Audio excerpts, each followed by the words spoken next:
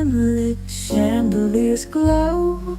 We'll sip our worries away, nice and slow. Your laughter ripples like sweet warm wine. In this jazzy sultry space you're mine. The saxophone croons a velvet tune, while melodies dance beneath the moon. We'll toast to moments both grand and small, in this hazy, lazy, jazz-touched hall. Let's sit together in the mellow night. We'll drink to love till the morning light. Every glass we raise a promise true. Here's to the magic in a drink with you.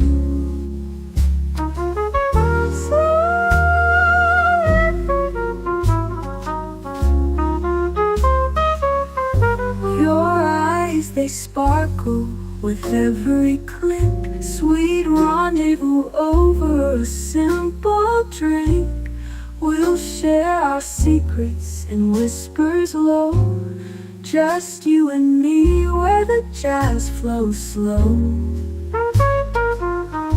The world outside fades into the mist, but here it's our own dreamy tryst. With each sip our worries drift away. Let's stay together till the break of day. So let's sit together in the mellow night. We'll drink to love till the morning light. Every glass we raise a promise true. Here's to the magic in a drink with you.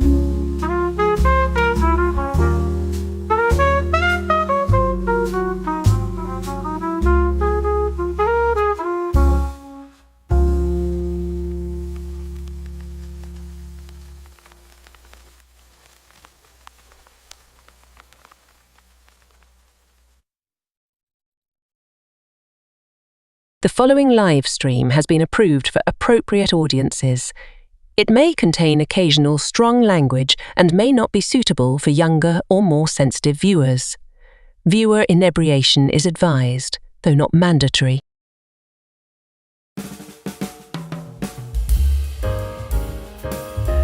Good evening, happy Friday, and welcome to Last Call, where tonight we are finally finishing the job of 1986. You spent the last two 86 retrospective shows yelling, "You forgot this one," and I kept saying, "Patience, Grasshopper. September through December is coming." Well, the wait is over. We're talking ear-eating psychopaths in blue velvet, a knife-wielding Aussie who taught Americans what a good day really is.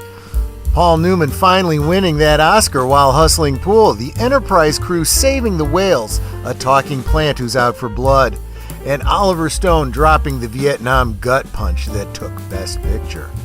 Fall and winter of '86 didn't mess around. Top off your glasses. Last Call rolls the Canarble Wagon right now.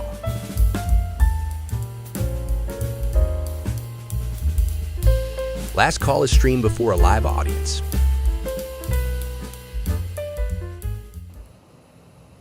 Well, va salute and welcome to the weekend. It is officially the weekend. I tend to define the weekend as starting at midday liquid lunch on Friday, because I figure the Monday through Friday people, lunchtime on Friday, you're just watching the clock. But if we're going to be official about it, this is the start of the weekend. So salute to you.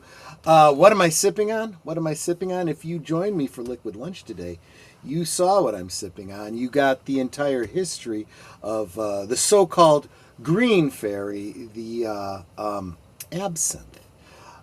So I don't have any special accoutrement because it was never important to me. If I was still doing, the Victorian thing, the steampunk thing, maybe I would consider investing.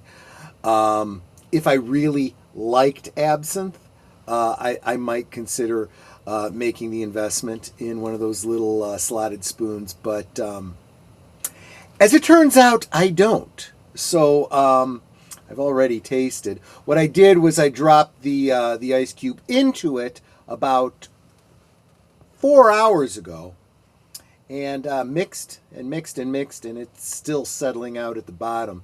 Doesn't want to dissolve. Apparently, the sugar doesn't care to mingle with the absinthe either. So let me give you the honest impression from my taste buds.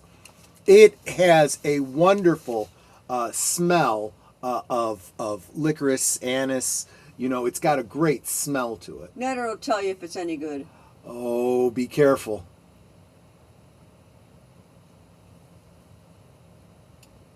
Wait for it. Yeah. Yeah. You get a lot of fumes off of it. Yup.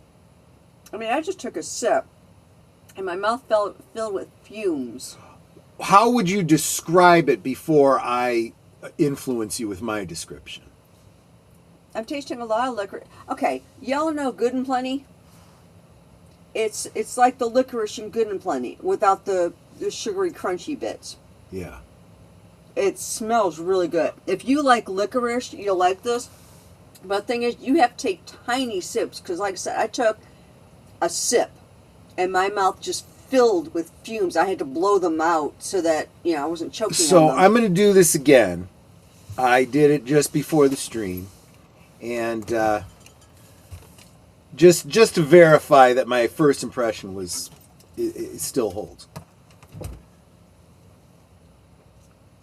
So the initial over the tongue is actually really nice. It's that, like she described it as Good and Plenty. I would say like taking a bite out of one of those old-fashioned licorice ropes, And now, again, keep in mind there's a cube of sugar in there, give or take. But then, like, immediately as it's going down, there's that burn, and not the good kind of burn, not like the whiskey burn, but the when I was standing over there by the bar when I took my first sip earlier this evening, and honestly, I think I know why they talk about green fairies, because I swear I thought I saw lightning bugs for a second. You know that feeling, that sensation you get when you get punched in the nose and you see stars? That's what I was seeing. And yes, there was the whole fume coming up from my stomach, the alcohol fumes. Almost made my eyes water. I'm going to get through this drink tonight so that I can tell you if I have any kinds of hallucinations like they say in the myths. Spoiler, it's not really how this alcohol works, but I'll play along. So I can say I've done it. And I got a very tall, thin bottle, which is about already half gone, so it won't last long anyway. It's not a big deal, but give me a suggestion what you think I should drink next week and what you'd like to hear the history of. Let me start by saying hi to the panel so that they can get involved. You already heard from Netter. She gave her opinions on the absinthe. How are you doing, my dear, and what are you sipping on now? I've got this nice licorice like over my tongue that kind of lingers. And people can't hear me because the microphone's Oh, sorry. Yeah, you might not even be hearing me very well because of that.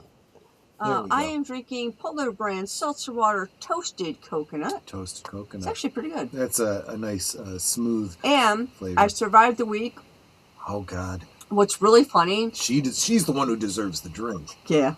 What's really funny is they did this e-commerce rollout that went live today that we weren't ready for. I knew we weren't ready for it. The people that actually are going to have to use it told them we're not ready for this, but we had no choice. And sure enough, they went live at midnight, and they're having all sorts of problems. And I'm like, not my circus, not my monkeys, way above my pay grade. Luckily, I'm working on something that I don't have to deal with any of that. Good luck to you. Yeah, and although I don't know the specifics of what she does exactly, I certainly understand being involved in these platform migrations and all of the testing and troubleshooting and nobody listening to the people that actually do the work.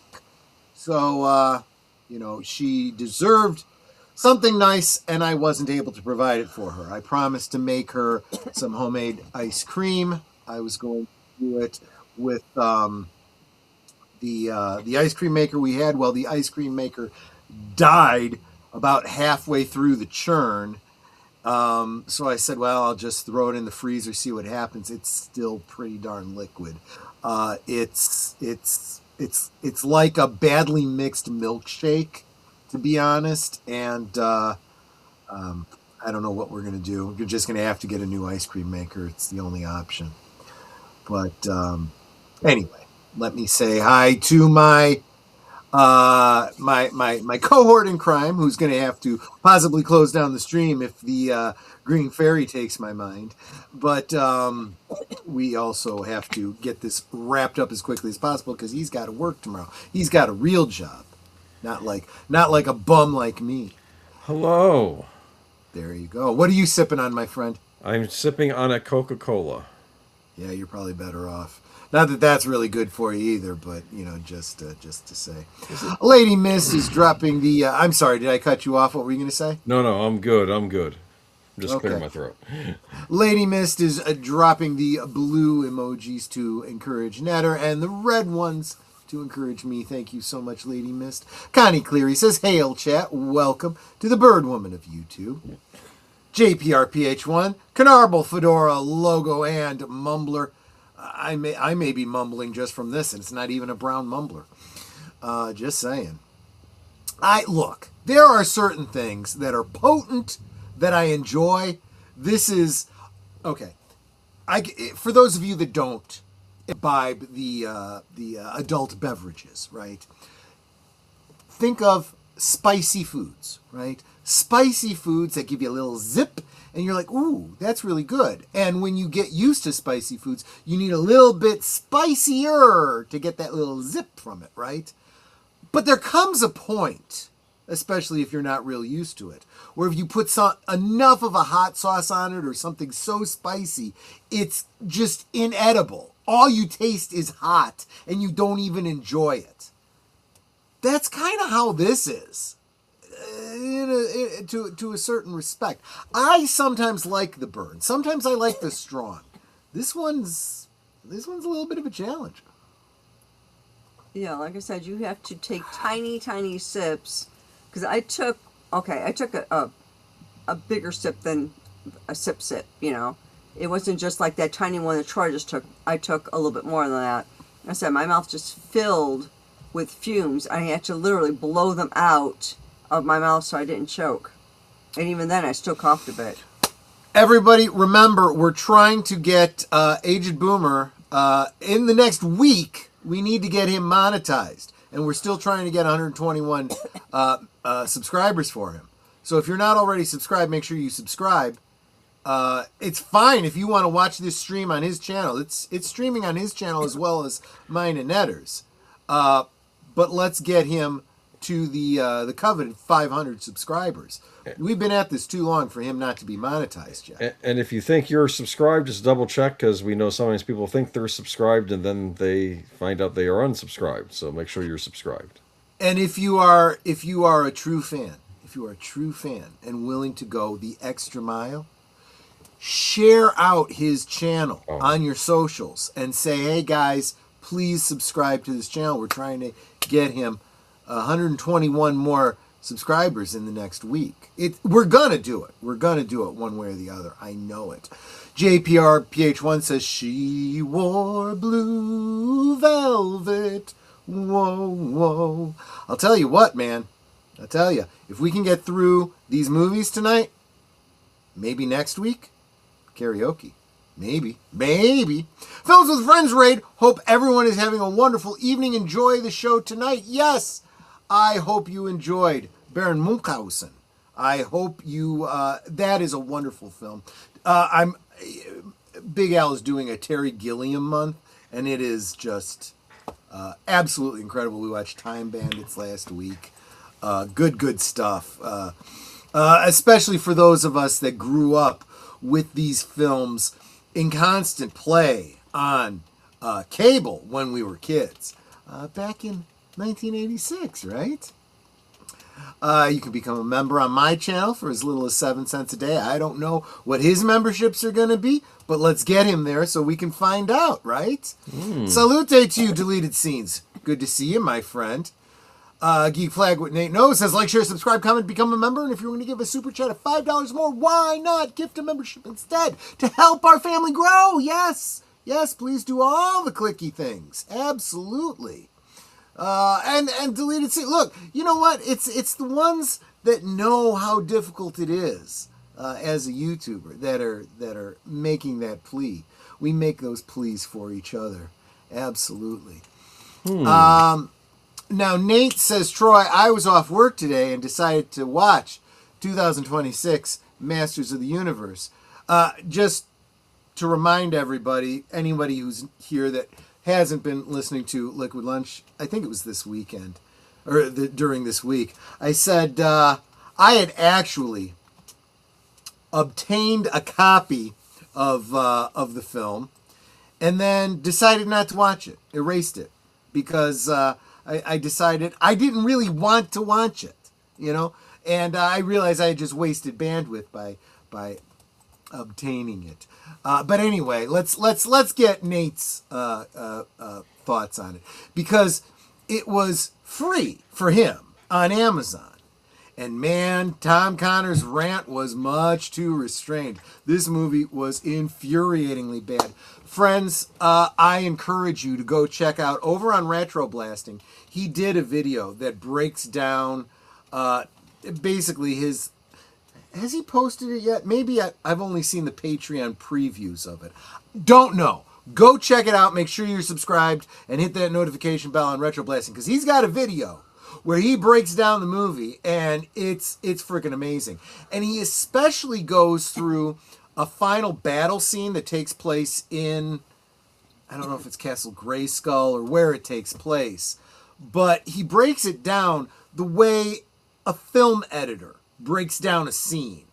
And it's FUBAR the way it is. And he literally, well, he can't share it on YouTube, but for the Patreons, he did a video where he re-edited it all to make a whole friggin' lot more sense. And his edit was way, way better for that final battle. So it's not just, when we talk about, wokeness, messaging, not following the canon and so forth, we're also talking about the very basic things. We're talking about the ridiculous lens flares, the poor lighting, the bad editing. The skill is being lost from Hollywood these days. And what made it so bad is that it had great potential there, but it's like they actively did everything they could to make it a bad movie. How anybody could read this script and think it was good. Yeah, exactly. Salutations, YouTube fam, says Enigma Severus. Welcome, my brother from another mother. Which I say to all the men out there, because the women's are sisters from another mister. I'm not in a hurry to see it. Yeah, you shouldn't be. The dialogue in this movie was like somebody wrote the very first draft while smoking meth with 3 days of no sleep, and they put it on film with no rewrites. That sounds about right. I watched the 1987 version of Masters of the Universe just to get the bad taste out of my mouth. That's saying something. Let's see. Saying hi to each other, always good. Troy, how about Italian old-fashioned? You got a recipe for me? Because I don't think I know an Italian old-fashioned. Sounds good. I mean, let's face it, this guy, he works in the industry. He knows his booze. So help me out, brother. Point me in the right direction. Clue Studio, salute to you, my friend. Good to see you. Make sure you're subscribed to his channel. This guy, speaking of a brother from another mother, this guy is good people. They're all good people. Well, yeah, y'all are. That's right. But, I don't say it about him that much because I don't see you that much. You gotta join us more often, my friend. The final battle scene was just a collection of memes. It was terrible. Well, definitely check out Michael's retroblasting video on it. He saves it in the editing, kind of like Marshall Lucas did with Star Wars. Okay, let's get to this, because this is the third installment we're doing on 1986, and 1986 wasn't necessarily the best the best year for movies, but are you sure? It's not bad. It's pretty good. There are some okay, I mean, there are also a whole lot of movies that I've never freaking heard of. It's funny because one of the movies we'll mention tonight, I decided to watch this evening before the stream, because I'm like, one of the things I try to do is you could give us your impression, because I'm like, never saw it. Let's watch this movie I missed out on. So the movies of '86, Part 3. If we have time, we will get to a Part 4 as well. But I split them up anyway because these things take up. Night Mother, Sissy Spacek, and Bancroft. Know it? So I'm glad you started with this movie, because this is going to set a trend for a lot of the other films that we're going to get to. I was thinking about this as I was getting the stream ready. 1986, let's see, I would have been, I got to do maths. I would have been, 15 years old. Mm-hmm. Does 15 put me in high school? No. Yes. I wouldn't be in high school until the next year, right? 15's high school, dude. What are you talking about? Is it? Is that freshman year? Okay. No, so I was probably just going sophomore. Well, at this point. Okay. Well, yeah, maybe. Whatever. It was. Yeah, I just got out of grade school. I'm probably just going into high school. Honestly, I wasn't watching these more mature films. I don't want to say adult, because I would go out of my way to watch adult films, but these more mature films, right? These Oscar bait type, films. I didn't watch a lot of them. Dramas. So, yes, a movie that would have had Sissy Spacek in it, after Carrie anyway. Right. Probably was not much on my radar. Coal Miner's Daughter is great, though. Have you seen that one? Oh, that one is great. Yeah, but then again, my dad being the country music fan that he was, and me liking some of his hillbilly records, I was like, okay, yeah, I'll watch that. That was fine. No, I wasn't too interested in this one. You were 7 in 1986. Okay, dude, you're a little younger than I am. You're a little younger than I am. I would have been 9, I think. That sounds right. 9. Yeah. You were 22 in 86? Damn, you're an old fart, man. Damn. So, did you see this movie? Mm-mm. Netter? That was my whole point. I haven't seen this movie. I definitely have not seen it. Okay, well then we'll move on. That does not look like Anne Bancroft. That does not look like Anne Bancroft. Well, this was a couple decades after The Graduate, dude. I mean, she was getting mature. You're not wrong there. You're not wrong there. Okay. Also, it's an awfully dark picture. I didn't even think she was a white girl. Okay, come on. I've not seen this, but I have to ask myself, why haven't I seen this? Michael Dudikoff, Avenging Force, obviously a canon picture. You know who's probably seen this movie? Who? Michael French of Retroblasting. He's probably seen this movie. I've watched the American Boomer is not a boomer. He has said this many times. He is a figurative boomer in terms of he says things and sounds old, and people go, okay, to the younger boomer. kids, I am a boomer. Yeah. That's my point. Okay, okay, even though boomer, I'm technically young Gen X. Anyway, Michael Dudikoff, Avenging Force. He was in. Wait a minute. Update on this. I'm I don't know, a quarter of the way through this drink, and it's starting to have a numbing effect on my throat, like when you squirt chloroseptic. That's what it's starting to do to me. Drink her down. Yeah, and he drink wants her down. Me to drink and shut up so he can talk. That's what it is. Anyway, Avenging Force, Michael Dudikoff, he was in the American Ninja movies. I have seen those. And one thing you'll notice when you watch the American Ninja movies, and Michael Dudikoff is wearing his tight jeans, he's either sporting something extra or they gave him something extra to sport. Like maybe somebody shoved a cucumber down there, if you know what I mean. Yikes. Yikes. For the ladies, I assume. But anyway. Ernie from Twin Peaks wrote Avenging Force. Oh, you got to be kidding me. I'll take your word for that. I'll take your word for that. I believe that. That's wild. That is just I need to watch wild. this. It's the action film of the year, but... Is this a canon film? But canon, you released Delta Force this year. Are you saying this outdoes Delta Force? I don't know. Michael Dudikoff is avenging force. Anyway, moving on to... In a world full of explosions and fire. Yes. Speaking of Twin Peaks, a.k.a. David Lynch, a.k.a. Kyle MacLachlan, look, Blue Velvet. Right. So we have done... I think we've done more than one rewatch on this. Let me know if I'm off base here, deleted scenes. But we did at least one rewatch during Live from Sparkwood 21. When we were... we had gotten all the way through all of the Twin Peaks episodes, including the third season. Fire Walk with me, and we were starting to look at some of David Lynch's films. Because I said, I feel that if you really want to understand Twin Peaks, you got to understand David Lynch, and you can't understand David Lynch unless you watch key films of his. And in a lot of ways, Blue Velvet is a prototype to Twin Peaks, right? Obviously, Kyle MacLachlan's playing a different character. What's her name? Isabella Rossellini. No. The General Blue Hair from Star Wars. What's her name? Darn it. Yeah, I hate it when this happens. I know, right? We're having a boomer Laura movie. Dern. Laura Dern, right. Yes. Plays his girlfriend. She is not playing any other role that she has played in other Lynch films like Wild at Heart. But, yes, thank you, deleted. You're on, the slight delay. I'm going to say 3-second delay, but it's more like 6 seconds because it takes you time to type and send it back. By the way, this is the French poster I have up here.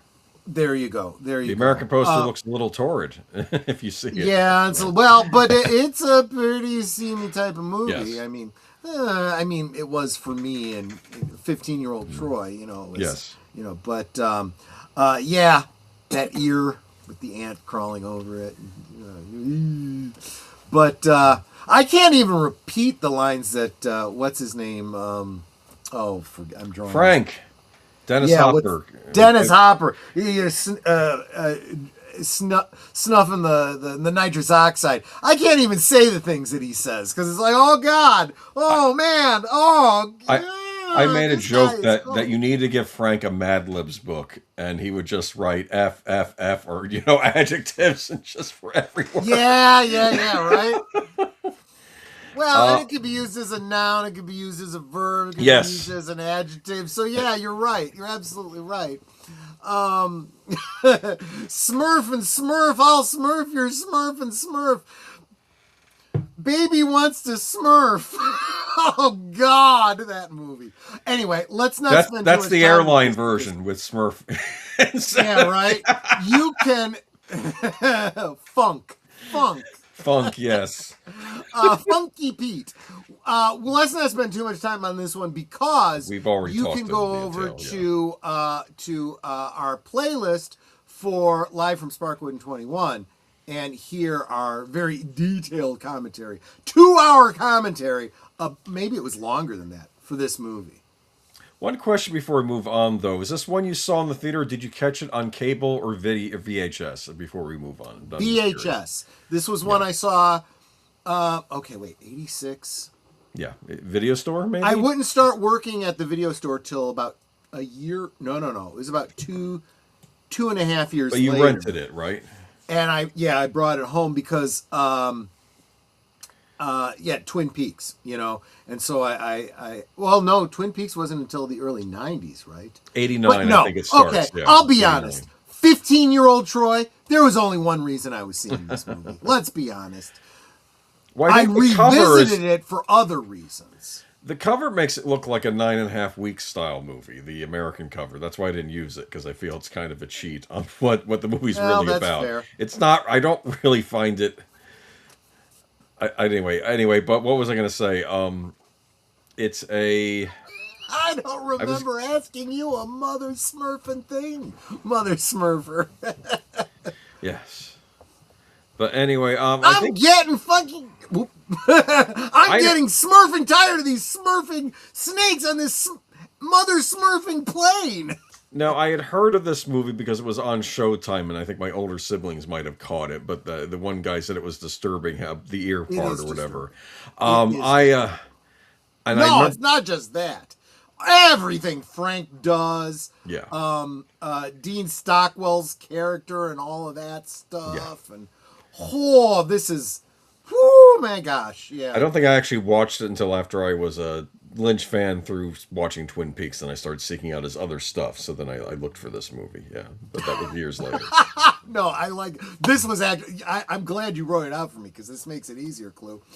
Say Smurf again, Mother Smurfer. I dare you. I double dare you. Say Mother Smurfer. The Men's Club. You see this? Boom! Exactly this, right? Because you would think I would have seen this movie, right? Because Jennifer Jason Leigh, that cover, right? Honestly, but what a cast! Cindy Pickett, Rebecca Bush, right?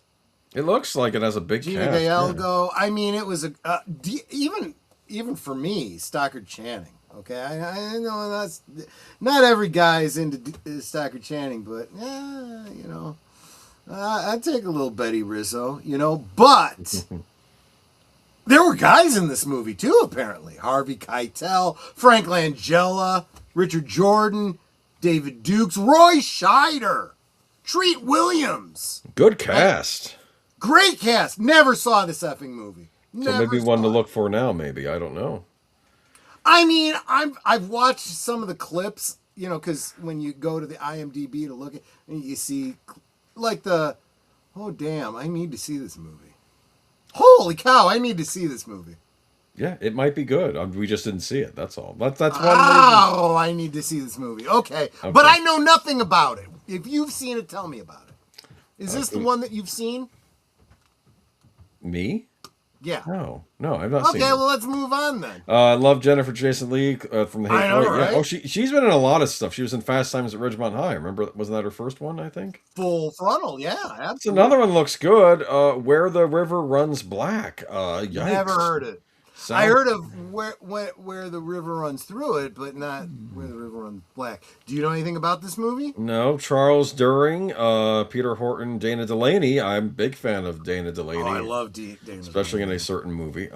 But anyway, a couple certain movies, yeah. American drama film directed by Christopher Kane.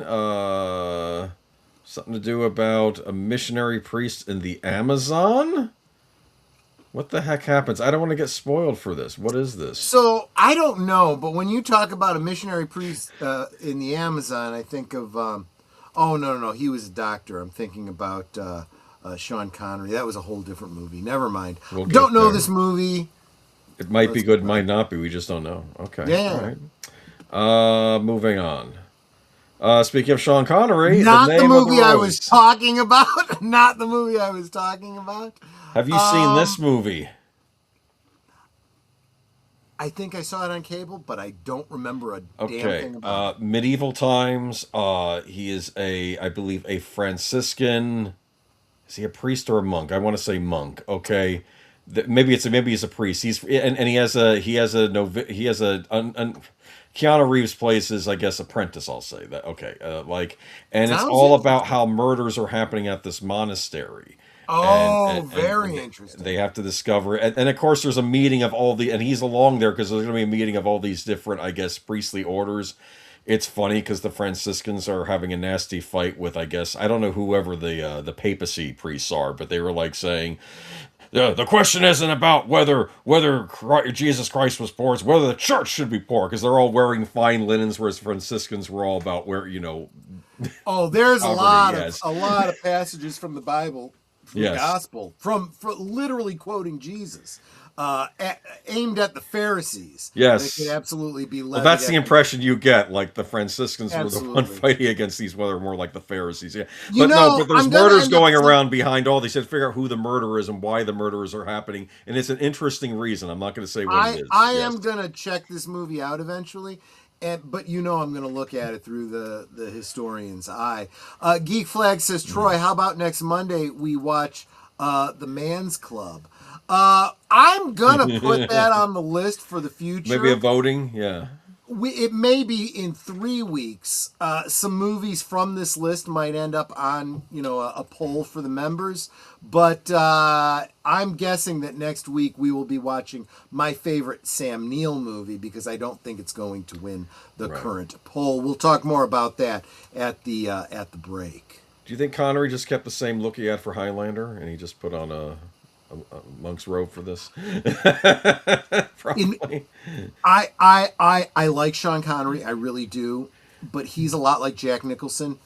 These are not actors. They play themselves. They're movie stars. Same thing over and over again. Yeah. There's a difference between an actor and a movie star. Like, I love Nicholas Meyer, but he said on the commentary track for Star Trek 2, he's like, Ricardo Montalban's a great actor.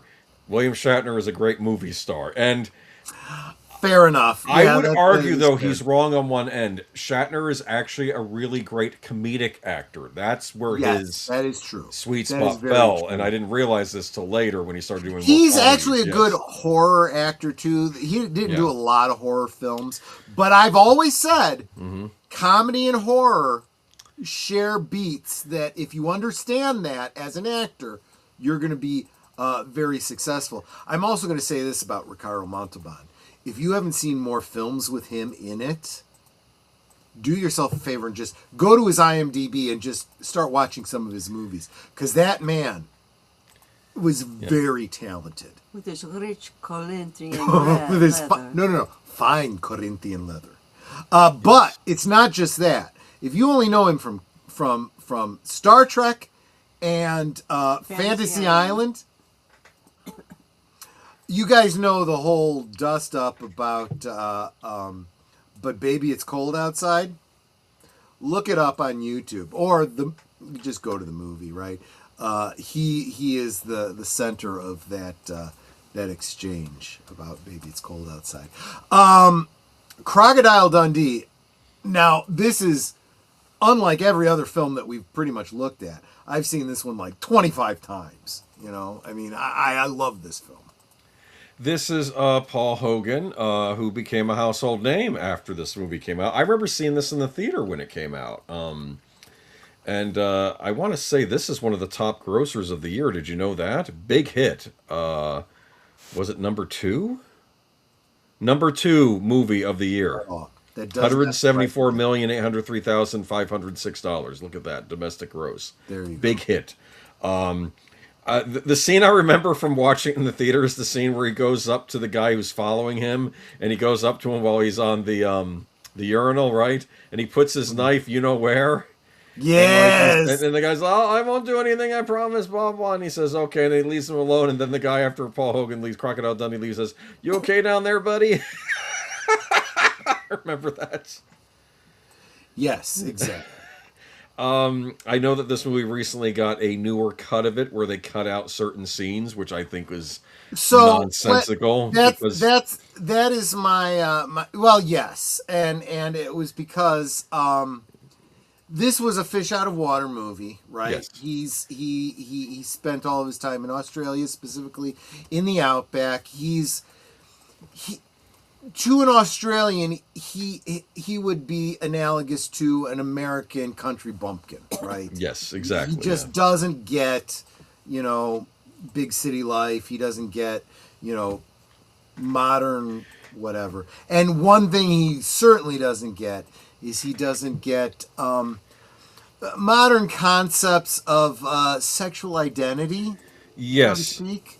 He runs into someone who I guess maybe we would call them now by the title of trans woman, perhaps, or is it transvestite? Transvestite? Okay. Yeah, we need to be very specific about this because there's two different things. Yes. Yes. There is somebody that is transitioning, basically, cutting off parts and adding on parts. Right. Right. Women are having an addictomy, and guys are lopping things off. But no, that's not what this was. This was a guy, probably homosexual, right, who chose to present in female dress. Right. They used to call that transvestite. Now they want to trans the gay away. You're not allowed to be gay. You're not allowed to express yourself however you want. You want to be a woman. So you need to go and get this surgery, and you need to, castrate yourself, and you need to take certain pills and stuff like that for the rest of your life because pharmaceuticals and so on and so forth. I digress. The point is, he thinks that the gentleman is he's a hitting woman. on a Yes. girl. Yes. It's a Lola situation, right? And But- it's like, oh, wait a minute, woo! So But the thing joke is, I don't think he was mean to her. Or no, the not at gentleman. all. Yes. I mean, it's like, I misunderstood. I'm Yes. sorry. And later on, No, he was so surprised. He goes, "She's a bloke." yeah, she's got it, and later on, he grabs somebody else's, just to check. I just had to check, But anyway, now they did a newer exactly, cut. Clue. Yes. Transvestite is crossdresser, which is it not still okay for men of whatever persuasion to be crossdressers if they so choose? Or are they so oppressed now they've got to fall into whatever the current vernacular is, right? I don't know. But anyway, big hit. I would say it was a romantic comedy with the big city businesswoman falling in love with the Dude, you know why I saw this movie so many times, right? Why? It was Linda Kozlowski. Yeah, she's nice looking. Oh, blonde. Well, she wasn't a natural blonde, but when this movie was done, she was a blonde, and I was, wow, hello. I kind of understood, Paul Hogan saying, hey, I want to stay with you for a while. I believe she was a what do you call it? A hottie? No, a reporter. I was going to say she was doing a story on him for like the New York Times yeah. Cosmopolitan or something. But yeah, right. And they even played with the whole, modern day feminism type of thing. But she kind of fell for the rugged masculine type, right? Real quick, I'm sorry, I kind of got distracted. No, it's okay. Yeah. I saw you here and I wanted to say hi to you, but Scott Brooks dropping in to wish you a good stream and drop a like. My dad passed away yesterday. I'm so sorry to hear that. I'm hearing a lot of people having issues with their dad. Sorry. Mark Melnikoff was sharing about his dad this afternoon, and he called to let me know more about what was going on there. Lynn Green too. I mean, I'm so sorry. Yeah. Let me say one thing to encourage you guys. Be thankful for whatever time you had with your dad and whatever relationship you had with your dad. When I found out that my dad passed away, my mother called me, and the only reason she knew was because her Social Security alerted her that she was eligible for greater benefits because her ex-husband had passed away. So she called me and said, look, I feel obligated to let you know your dad passed away. My reaction was, oh, okay. In other news, Right. So guys, be thankful for the time you've had with your dad, and love up on him as much as you can while he's in your life. Just saying. So I guess what I'm basically getting at, Scott, is you have my absolute empathy on that. My dad passed away yesterday, and I'm not really sure what tomorrow holds. None of us do. And that is something to keep in mind, folks. When I tell you guys to take care of yourselves and stay healthy, it's because you're the only one who has control over that. And if you care about the people around you, you will take care of yourselves for exactly this reason. Having graduated high school in 1986, I will be back for the replay. Thank you, Tim. I hope when you get back, I've said something to potentially encourage you. I appreciate it. And he says, I'm very thankful, Troy. Oh, so you're still here. Yeah. I just want to make sure you didn't miss it. Fair enough. No, that's I appreciate that. Geek Flag with Nate knows says the original Crocodile Dundee 1986 had a budget of approximately 8.8 million, under 10 million USD. That's Australian. It turned out to be an incredible financial success, going on to gross over 328 million. Did we rewatch this film with Big Al? I feel like we did. I can't really remember. If we did, it was a really, really long time ago. It might have even been back in the Sir Professor days. That was a while back. Yeah, it might be. Over 5 years, that would have been. Are you a fan of this movie, Netter? I liked it. Yeah. There were some certain points in there where it was like, okay, this is interesting. What's going to happen here? Like when he and reporter chick were out. I don't even remember the character's name. It's Linda Kozlowski. Yeah. Whatever. They're out in the middle of nowhere, and he gives her this like bark or something to eat, and she's trying to eat it, and she's like, "You can eat this stuff?" He goes, "Well, you can, but it tastes like crap." And then he pulls out like a can of beans and starts eating that, and she just kind of looks at him like, messing with her, dirty, And then there's another scene where they're sitting there and a bunch of Aborigines come towards them, and she thinks that they're there to hurt them or something, until he just starts talking to them and gesturing and all that. Right? Didn't he speak their language or something like that? Yeah. And she was just like, "Oh, okay, that was interesting." So, and it turned out that they all spoke English. They actually invited him to a party. Yeah. So the story here too, I guess we should really, basically Crocodile Dundee, I said it was a fish out of water. It's kind of like Tarzan, yes. The guy from the Outback. Who grew up the Outback, ends up in the big city. There's this great scene which, I don't know, today it might be considered racially insensitive. Nate and Clue, maybe you guys can set me straight because I'm the white boy here, but there's this great bit where he meets a black guy who happens to be employed as a chauffeur in the city, and he says, "Oh, what tribe are you from?" He's like, "What? What are you talking about?" But there's great repartee there for somebody who just has a different experience with people of a different color, because he's thinking Aborigine. He's not thinking, And of course, the best part of the whole film, some guys come up to him and the chickie boo with a knife going, "Give me your money." He goes... It's a switchblade, wasn't it? Yeah. He clicks the switchblade, he goes, "Give me your money, man." And he goes, "Excuse me?" And Linda, I don't know the character's name, Linda says, "You give him your money. He's got a knife." He goes, "Knife? That's not a knife." And he pulls out this big ass fucking knife. He goes, "That's a knife." And the guys are like, "Holy shit." And they took off running. There's also the scene when he's at the party, the fancy swanky party, where there's a gentleman maybe imbibing in a powdery substance. Remember that? And he's trying to snort it up his nose.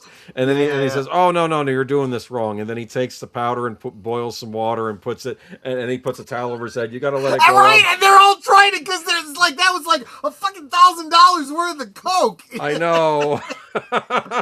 So, okay.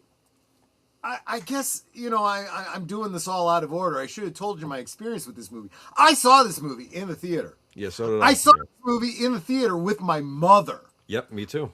We both laughed so hard at this movie, maybe at different parts, but she laughed so hard at the cocaine scene. She's like, "Oh my God, that's like $1,000 worth of cocaine. You better believe they're doing whatever they can to get whatever they can out of it, for crying out loud." Boomer, you would know this better than I would. Spaceballs, 86 or 87? It's not on our list tonight. I would have put it here, so it must be 87, yeah. There you go.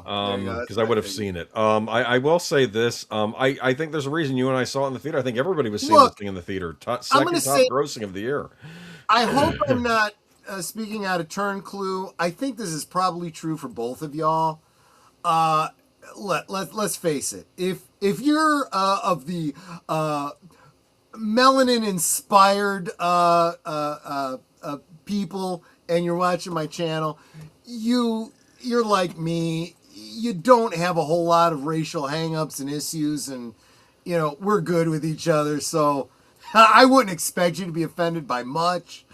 Just saying. But I think this is the kind of movie that would probably get one of those little warnings from Netflix or whomever. Well, I'm telling you, they re-edited the whole thing, and it's like a new cut, which they took out. I fucking hate censorship, Yeah, but that's a whole other topic. that's what I said. This is why we say own physical media. So you're saying because we're both black? No, I am not. I am. Well, if I was saying that, I would admit to it, but that is not the case. I am asking your opinion because you both happen to be black. I was asking for your separate opinions, not assuming that they were the same. We're not sensitive, Troy. We're old school, dude. I'm glad you're not sensitive because we got some. This other is what I'm juicies talking coming up about. tonight. This is what I'm talking about with this whole modern age of refighting the same thing. Back in the 80s and 90s,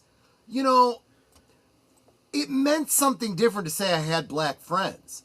It meant I went to school with some guys that were black. Didn't think much of it. They were my friends. It didn't matter that they were black. But we talked about, things differently because they were black, I was white, and we learned from each other. And it was an awesome thing. There was a church that Troy and I belonged to, and one of the things that we were going to be doing... I know the story she's about to tell. Is we were going to, Cabrini Green area here in Chicago, which is predominantly black. And so we've got, a bunch of people from our church there. We're black, white, Hispanic, everything. Mm-hmm. And the guy leading the group, because what we were doing is we were giving out information for people who had kids so they can get free vaccinations and stuff like that for their kids. We were literally in the Chicago projects. Yeah. Just saying. And the guy heading up the whole thing goes, okay, make sure you have a brother with you. So I just grabbed the guys on either side. Remember, this is a church group, so we assume every male person there is a brother.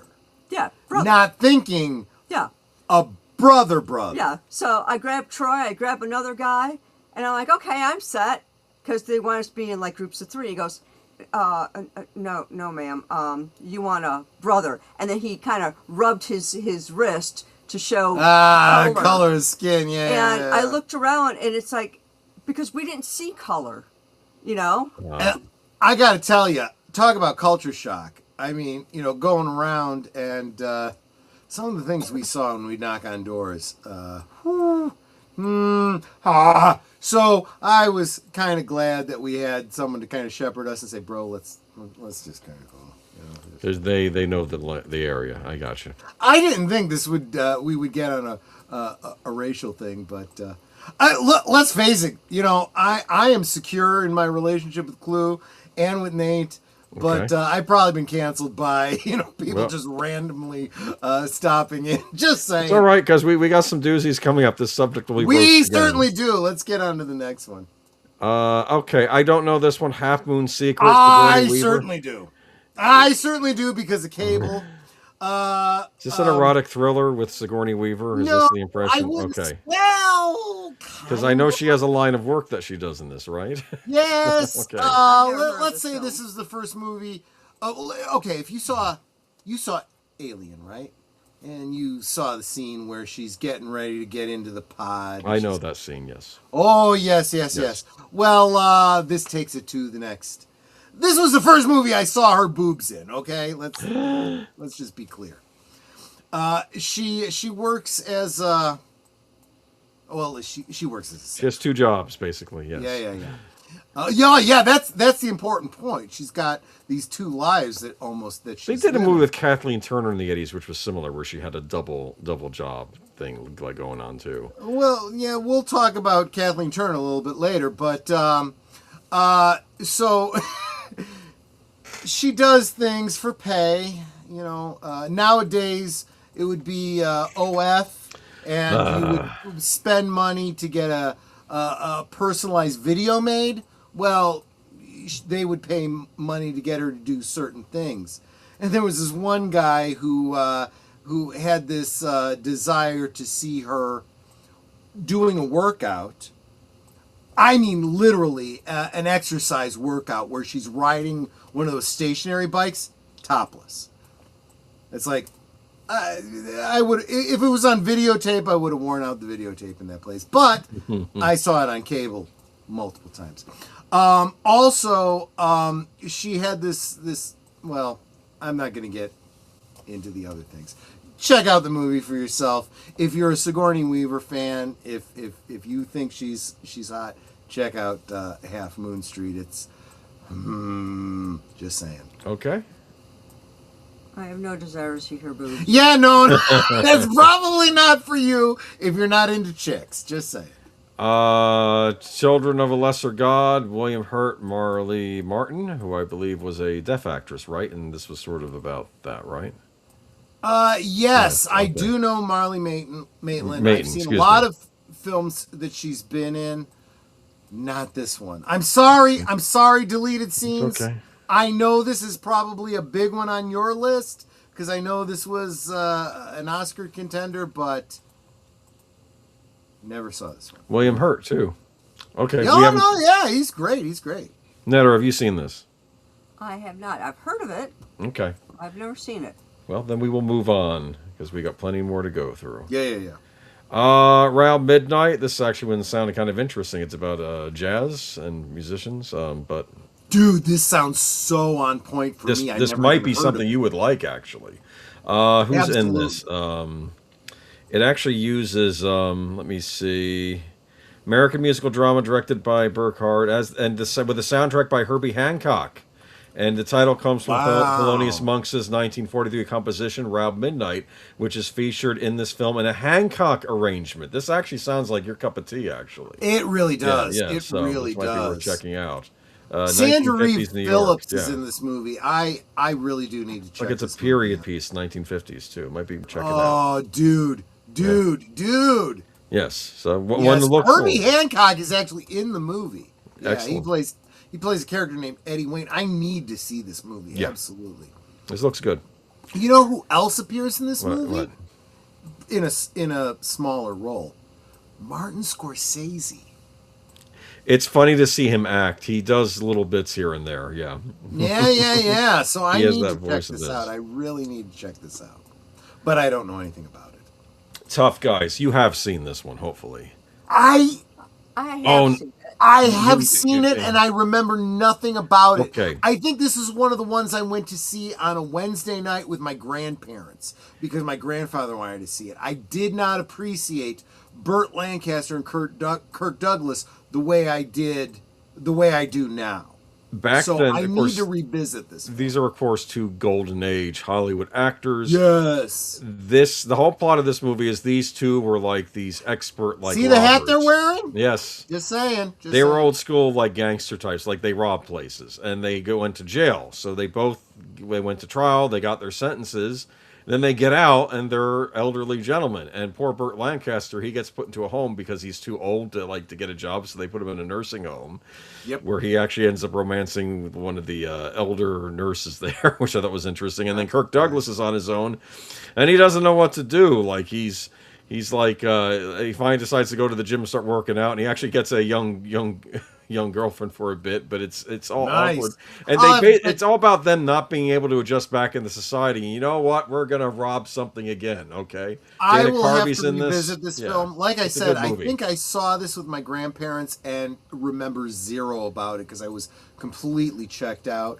I have to revisit this movie because it sounds like it's totally up my alley. This probably falls into the whole color of money thing, which we'll get to later on. I think it's kind of a movie about ageism, how they're not necessarily treated well, not because of their criminal record, just because they're old. Yeah. What did you saw this though, Netter? Right? Did you like it? I thought it was a good comedy, actually. Yeah, I saw it a Yeah. million years ago. A million years. We'll rewatch it. We absolutely will Oh. check this one out again. Eli Wallach is in this too. Ah, there you go. He's a guy that's been waiting for them to get out of prison because he wants revenge on them for something. Yes, and he's like another old time gangster. Yes, he's in this as well. Going back to the previous one, I met Herbie Hancock at Atlanta Jazz Festival. Oh, Damn, excellent. man. Look, if all you know about Herbie Hancock is that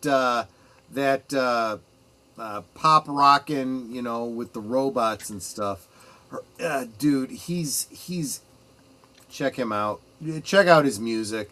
It's probably available on YouTube somewhere. Check it out. Yeah. Oh, deleted scene says Eli Wallach keeps trying to kill them, but he can't remember why in the end. Oh, that's funny. It's kind of one of these long-standing grudges, and they finally ask them why, and they don't remember. Right. It's been so long. So it's like, Gets to the point where you almost become friends over why were we pissed at each other. yes, at the beginning. Oh, yeah, that's right. That's stupid. Good comedy movie. Two legends in their older age. I'll I revisit liked this it. movie. No it's doubt. not bad. I enjoyed it. Yeah. The young Dana Carvey's in this too. Yeah. Oh, really? Yes. Good. Yes. Dude, can't spend too much time on this because we literally did a rewatch of this on my Color of channel. Money. The Color of Money. Filmed, well, partially. One of the pool games was filmed at a pool hall just up the street from DePaul University. So when I was going to school there, I would drive past that place every damn day, and it had a big sign, Color of Money was filmed here. Yeah. So we did a rewatch. Members of my channel, we watched the prequel to this movie, the film that this was actually a sequel of, which was The Hustler with Jackie Gleason and Paul Newman. Yes. And then the following week we watched This movie Newman where he's Cruz. reprising the role he did in The Hustler, right? Yeah. It was both great movies by different directors, different writers. It was really, really good. Really, really good stuff. They had approached Jackie Gleason to be in this movie, and he was like, nah, not what you want me to, nah, probably not. Yeah, you don't necessarily want to keep. Yeah, it's fine. Yeah. It's probably better. Best they just left that be. Deadly Friend. Wes I have Craven. no idea. I've never even heard of this movie. Okay. Wes Craven movie that I haven't seen. F me, right? I need to see Okay. this movie. Plot of this movie is you have this young man, I forget his name, but he's like a computer genius. Real quick, I want to say hi Yes. to Hello, Tim Hayes. Tim Hayes. Thank you so much for being here, man. Did you hang out with Tony earlier to wish him well for his 10th anniversary? Just Okay, so this is a young computer genius. He even has his own robot, and him and his mom moved to this small town. I think he got into MIT, and he's still in high school. That's how much of a genius he is. Neighbor friend played by Christy Swanson. oh. Who, maybe there's some feelings developing there, but then she also has a drunk, abusive dad. Who, like, maybe slaps her around a bit, and then Christy Swanson was a hot blonde, so I had And- a who? I have a Yes, and who played the mom in Throw Mama from the Train and the Fratelli mother and the Goonies? Estelle She's in this. Getty. She's in this, and she's like the evil neighbor that hates all the kids in the neighborhood, and like they're trying to play basketball. Like if your ball falls. Wait a on her- minute. What two things did you reference? Throw Mama from a Train and the Goonies. And you didn't mention the Golden Girls, which she's most known for. She was on the Golden Girls. Estelle Getty was the mother, the old one. No, still- I'm yeah. talking about the one that looks like the. She has an interesting face. I'm going to be kind, okay? Yeah, she looks like she was hit in the face with a cast iron skillet. It's kind of scrooched up. Mama not Fratelli. Estelle You can Getty, Google honey. that. I think Yes, it's- Estelle Getty. Oh, she was on the Golden Girls. Okay, I believe you. Okay. I'll have Jeez, to- she was Sophia on the Golden Well, Girls. now I Guys, have but to- that's not who played the mama and Throw Mama from the Train. Hold on. Yeah. Hold on. Now I got to look this up. Oh my God, you guys! You're I am making me fucking work. drunk, and I know Throw better. Mama from the Train. Mother. That is Wikipedia. Come on, go there. Anne Ramsey. Oh, okay. Yeah. So, Oh not my Sophia. gosh, Rue McClanahan did not age well.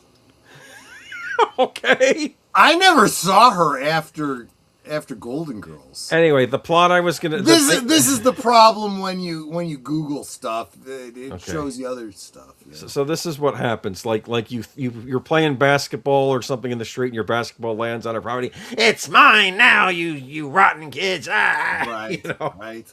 Kind of like the Ebenezer Scrooge that Johnny Depp will be playing anyway. I'm looking forward to that movie. I'm taking Netter to see that. And it looks if we good. like it, we'll we'll talk see it the following week again. More about that on No, Sunday. so he says he's taking me without even asking me if I want to go see it. You're going to see that one. It looks good, Netter. To be fair. You'll like it probably. It looks like a proper Christmas Carol. Anyway, what was I I going to know, say? right? Yes, but anyway, No, wait, quick. I Okay. want to give an Yes. update on the absinthe. I'm getting to the last dregs. okay, yes, And What I do you did think? mention that the sugar did not. It kind of settles to the bottom, so it kind of gets sweeter as you go. So it was easier to drink as I went. And now I'm freaking ripped, guys. Do you need a booze sponge? I've got Okay. an A&W here to That's fuck not a as a booze sponge. chaser. That's more liquid. Well, I'll Okay. be okay. So anyway, plot is evil neighbor lady destroys the guy's creepy robot and blows it up, but then he holds on to the robot computer chip that he created, and then Christy Swanson gets knocked down the stairs by her drunk dad, and I guess has a brain hemorrhage in the hospital, and they have to, she died, and he has the So they idea, what if I can use my computer chip to bring her back? And he steals the corpse from the hospital, and she's not quite herself when he brings her back. She's kind of like a cute version of the Frankenstein monster. Then she goes around and she remembers the people that were mean, like the evil neighbor lady. And there's a scene where she takes the basketball and throws it at her face, and then the lady's head explodes. And it's just it's a bizarre Wes Craven movie. It was actually based on a YA novel, which I have a suspicion the YA novel probably made more sense than the movie.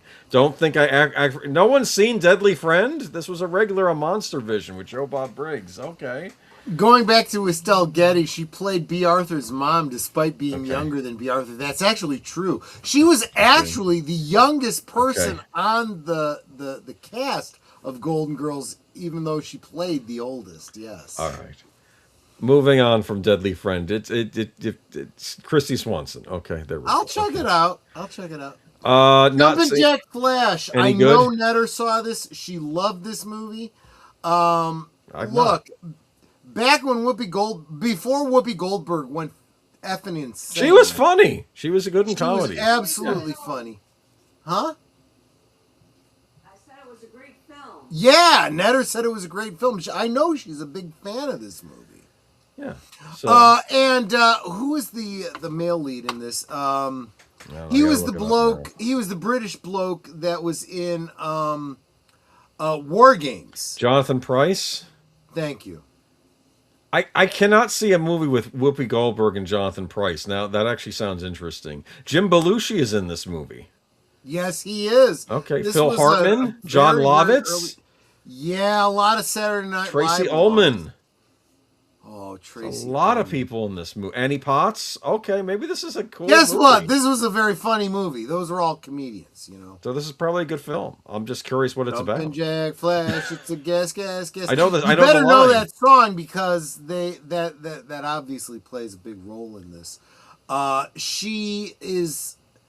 She's not a hacker, but she works for a company, and she's getting like. Hold up. No, Netter knows the movie better than I do. So, Whoopi Goldberg's character works for... You guys need to see it from my point of view. She just ran upstairs to I don't know what, and she came running back to tell you guys about this movie. Because Troy's telling it wrong. I am, So, yes. shush.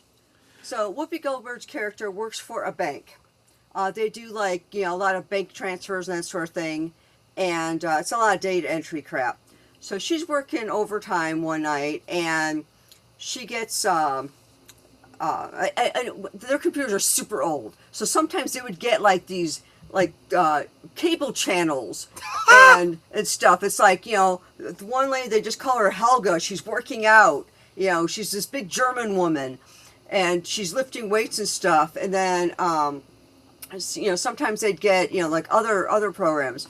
So she's working late, and suddenly, because she would, her and her coworkers watched this stuff, they got in trouble from the boss. Like, this is only for bank, for the bank only. You shouldn't be watching any of this other stuff. It's like, we can't help it if it comes on, So anyway, she's working late, and a message comes through on her computer screen, saying something like hello or whatever. And so she types back because she figures it's a test. She goes, this is for such and such bank, only, please exit or whatever. And it's like, I need help. And he starts having a conversation with her. And she's looking around, sure that she is going to be caught by her boss and get yelled at because this is a trap. Comes to find out that the guy is a spy. And he's trapped in another country, and he has no way to get out. His contact has gotten killed. He needs an exit point, and he needs her help to get that exit. So they go through this whole thing of her trying to get all the stuff for him, to get him out of this other country and back to England, he's English, so back to America, wherever it is, out of this other country where he is in grave danger. It ends up being really hilarious. There is one point where she puts on this sequin dress and a long wig, and she's like acting like Tina Turner coming into this thing, because she's going into a big party. She doesn't have Tina Turner's legs. No, she's going into an exclusive party where you have to have an invitation to get in, and she just waltzes in there with this dress on because she's got to talk to somebody that's there, and when they ask her for an invitation, she just presses this little button on her tape recorder, starts singing like Tina Turner songs and all this, and dancing around, and then just kind of dances her way through the door, and no one stops her. And then she just kind of like, okay, I'm in, and she takes off to try to find the person she needs to talk to. The only line I remember from this movie is, "I'm a little black woman in a big silver box." Yeah. But yeah, it's interesting. She, it's an old movie, so I'm not really spoiling anything. You guys really need to check this film out. She does end up helping him. Hysterical. It's hysterical, though, all the things she's got to go through to try and help him. This is the same British bloke that was in War Games. Yes. He's been in a lot of movies, Jonathan. You don't know this until the very end of the movie, and then she's kind of falling for him, and then she meets him, and he's like, meh looking. A little bit disappointed. Is she expecting James Bond or something? Is that she's expecting because something like that. He's got a really great voice. Kind of like how Boomer's got a really great voice. Yes. He's got an even better voice since he got the new mic. The mic, yes, thank you. Yeah. So it's like she ends up going to his apartment at one point to get some information there, and she listens to his messages on his, that's back when we had those answering machines. Yeah, I would record it on a tape. And she hears his voice, and she's like, oh, so that's what you sound like. So now every time she's typing to the guy on her computer, she hears the voice. Yeah. And it's actually a really cool interaction. I think you guys will like the film. Guys, check out Jumpin' Jack Flash. Yeah, whatever you feel about Whoopi Goldberg, since she got involved with The View, screw that bull crap. Just check out this movie. One of the parts that I think is just hilarious is Jack is telling her that she's got to figure out like a code or something before he can really continue talking with her. Jumpin' Jack Flash, right? It's a Rolling Stones song. Yeah. So she goes out and she gets the lyric sheet, and lesbian eggheads and all this she's kind trying of to type in different lyrics to that might be code.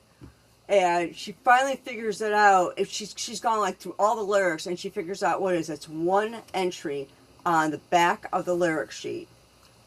The fact that the song is in the key of B flat. Oh, is it B flat? I thought it was G. No, it was B flat. Yeah, and she types in B I'm flat. sorry, I actually know music. Yes, so she types in B flat, and then that opens this up so she could talk to him on a secure channel. Yeah, it's funny that there's this computer thing that ties together Jumpin' Jack Flash with War Games. Definitely Yeah. check this movie out. It's a worth it. fun movie. It's really funny. Like I said, it's Whoopi Goldberg when she used to be funny. Yeah, before she went insane, like deleted scenes is saying. Yeah. And the guy that played the dad on what was that Christian show with who had a bunch of kids? And, Seventh Heaven. yeah, Seventh Heaven. He's the dad in Seventh God, Heaven. him. He's in Well. there. Well, he got canceled for a good reason. Yeah. But he's also a spy. Ah. That he's like working at the bank undercover. Well, don't give away too much of the movie. They might. Anyway, so well, yeah. you're giving it a thumbs up, and I think it looks fun. Yes. So yeah. And Yes, I- it is actually a good movie. Yeah, these early Whoopi Goldberg movies were actually pretty good. Yeah, absolutely. Peggy Sue Got Married. Here's another one that I went to see at the theater with my mother. This is a story about a woman. Played by Kathleen Turner, Peggy Sue. Oh. Mary Two. I'll get to her in Mary just a Two. second. You remember? No, I don't. Nick Cage. Oh, screw it. I don't care. I was all. I wanted to be married to. No, in the movie, she's married to Nick Cage. It's funny I know. I because know. they're playing like middle-aged boomers at the beginning, and then there's a time travel thing where you go back. It's a in time travel yes. thing where she goes back to the 50s, I think it was. It's more like her brain goes back in time when she's a teenager again, right? Yeah, Yes, she's yes. in her body back Yes. in the 50s. with her but she knowledge knows- she had from the future. So, yes. like, she kind of tries to invent things like pantyhose that didn't exist back then. Right. Because for girls, that was a big deal and important and whatnot. And she says to her father, "You bought an Edsel?" And she starts laughing. God, look, this was the same year that Kathleen Turner appeared in Playboy, May 1986. Just saying. Now, she didn't have like a full, pictorial or anything like that. She's got one picture. That's definitely worth checking out. Do you know what film critic you could tell he had a big crush on Kathleen Turner? It was I don't blame him. Gene I don't Siskel. think- Gene Siskel liked her a lot. Yes, Gene Siskel. Siskel He Niebuhr. was, yes. All right. So, May 1986 issue of Playboy. Check it out. My dad had that issue. That's one of the things I appreciate about my dad. Not many things I appreciate my dad, but There we go. Did you see this movie, Netter? she just stepped away. So she Okay. didn't. Well, we'll move on then. Okay, great. said Thank yes. you. She heard. Oh, fuck. She heard everything I just said. Rat Boy. Rat Boy, you a fan? It's so I have hard to no be idea different. what this is. I have never heard of this before. So hard to be different, yeah, especially when you're the Rat Boy. We should just put the Rat Boy out of his own misery. Maybe have a Actually, public Clue stoning. Studio huh? makes a great point. He says Kathleen is Jessica Rabbit. She's not bad. She's just drawn that. Yeah, when they did the making of Roger Rabbit special on TV, they interviewed her and how they wanted her. She was describing how they wanted her. Robert Zemeckis was telling her how they wanted her voice to sound, and yeah, all that. You don't know Rat Boy? We're moving He on. had a very sexy husky voice. Yeah, So, speaking of movies that I'm talking about a Crocodile Dundee. soul man. So we were just talking about racially sensitive wow. topics earlier on. Food sponge. Oh, Netter made me a sandwich, and I didn't even ask her to. Okay, plot of this movie is, I believe, a young, we'll just call him a white guy. Can't get into college. Can't get into college. Played by what's this actor's name? He's one of those guys. C. Thomas Howell. C. Thomas Howell. Right. And He can't get into college because he doesn't have the money. His family makes just enough money to not qualify for financial aid. His family is actually rich, and his dad says, "I want to build your character. I want you to go to college on your own. You figure it out."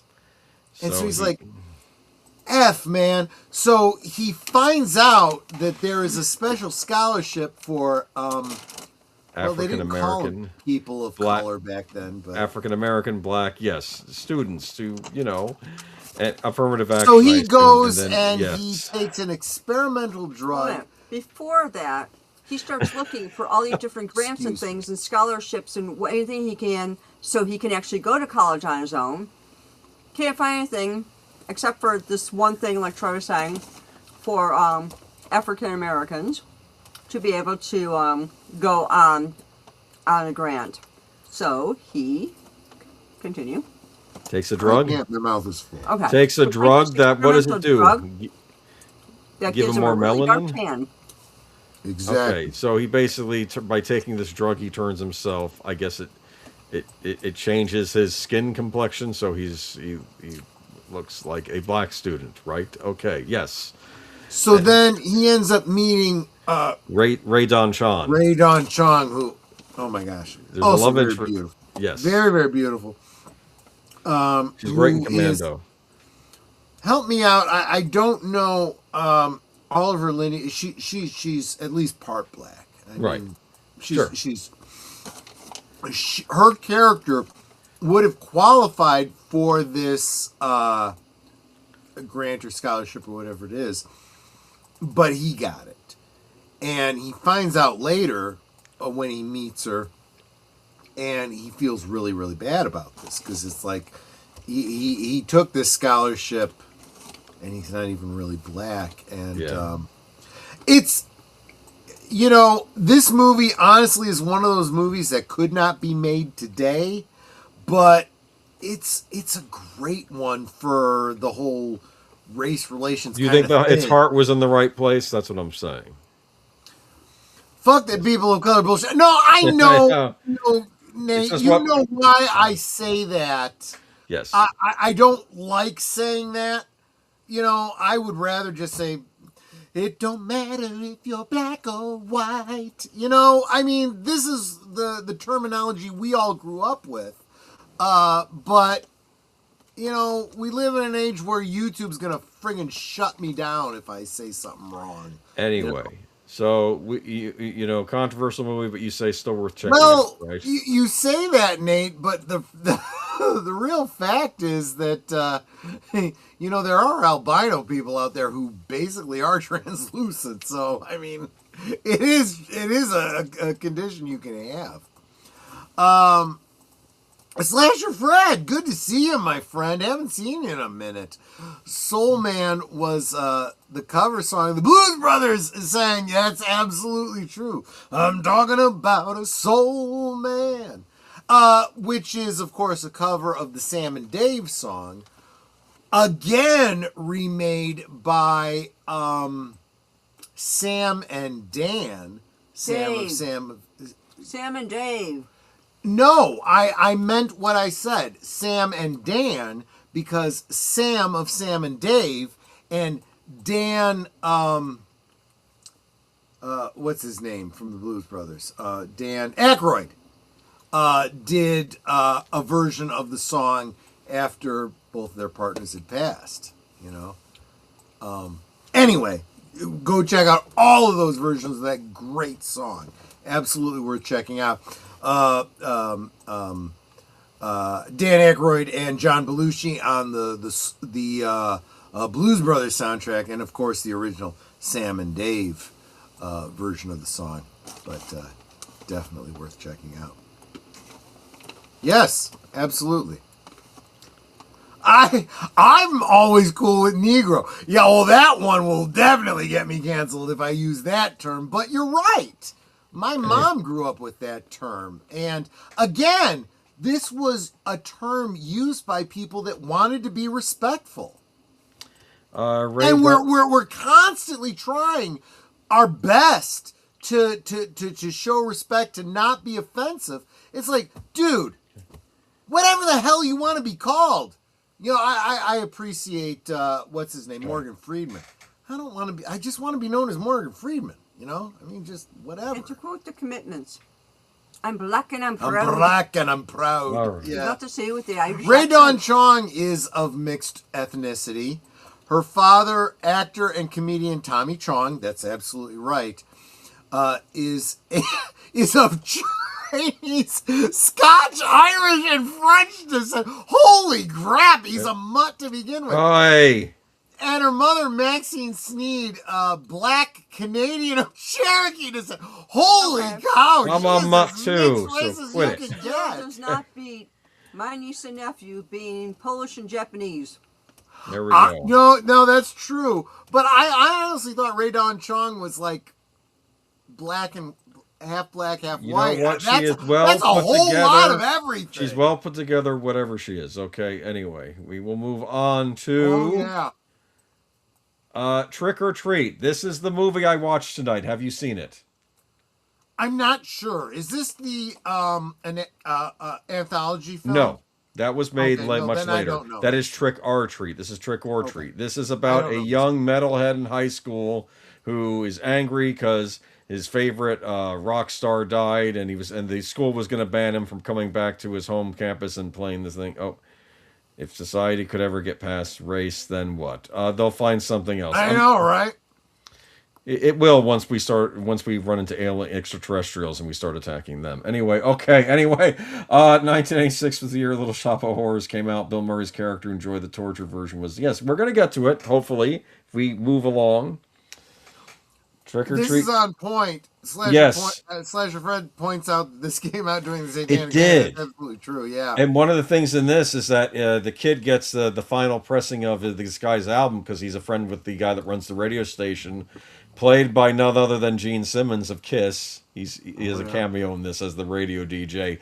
And Ozzy Osbourne has a cameo in this as like the preacher complaining about all the metal music on all the news shows. That's and it's so Ozzy funny. Osbourne. He's like bringing like the and what's funny is the kid starts playing the record backwards and he's hearing all this weird stuff to do, like, and it's this whole thing, you play your heavy metal album backwards. Which is so funny because satanic chanting on it and stuff. backmasking was not really a thing. The only time it was a thing was when they were trying to mock people that were looking for backmasking. Exactly. But the thing is that somehow it turns into a spell, and it's like a summoning thing to summon this guy back from hell, and then he starts, popping out through the electrical wires and attacking people, and he shows up to play for the school, but then he starts killing the kids with his guitar. So it's almost like the movie's almost a validation. I don't know if or maybe it's a winking at the audience. Okay, what if there actually was like a satanic heavy metal guy that came back from the dead and started attacking people? It was fun. It's a fun little Halloween horror film from the 1980s. It's funny seeing Gene Simmons and Ozzy Osbourne in those parts. It was a good movie. I thought not bad. It's an 80s little 80s supernatural horror movie, and it's got a great soundtrack too if you like the hard rock music. Now that you've seen it, though, right? I'll have to look into it. Yeah, it might be worth it. It took forever to get a decent DVD release. I think last year, Synapse put it out on Blu-ray, 4K, and regular DVD. I picked up the Blu-ray, and I've had it sitting on my shelf, and I'm like, you know what? Now's the time to watch it so you can talk about it on the stream. I thought it was fun. Yeah, it's a good movie. There you go. The Mission. I know nothing about this movie. I think it's another one about priests. This is another one of those movies that I know I saw, and you don't remember zero about it. Robert De Niro, Jeremy Irons. Yep. What I know is people who are Ennio Morricone fans, the famous composer, they say people think he had this big gap between doing the good, the bad, and the ugly, the spaghetti westerns, and then going into the Hollywood stuff. And people said, no, he was doing all these Giallo movies in Italy, but nobody pays attention to his soundtracks for those. But I do, because I'm a weirdo. But anyway, I remember zero about this movie, but I know I did see it, and it made no impact on me. Yeah, and today it's not the Satanic Panic. We have the rebirth of the Red Scare. Where's the new films? Oh, yeah. I don't know what's going. Good point. Don't get me started on Hollywood right now. Good one, De Niro when he when he still cared. Yeah. Good you know what I realized De Niro didn't care anymore was when I watched Dirty Grandpa, and I'm like, no, he don't care no more. He's doing this for a paycheck. That was a disgusting movie. Disgusting comedy he was in. All right. 52 pickup, you see it? Yes, of course I did, because Anne Margaret was in it. Like her, I yes. don't remember the movie. I just remember Anne Margaret. Everyone So likes Anne Margaret. I don't care how old she is. Yes. Did you see this one, Netter? 52. Nope. Okay. Looks Okay. interesting. I this like is the poster. second Roy Scheider film on those. He was still going on this strong, list. even in the 80s. Yeah. Okay. The mission, if you accept it, funny geek flag. Okay. Modern Girls. I have no idea what this is. Why Who's does in this it? ring a bell to me?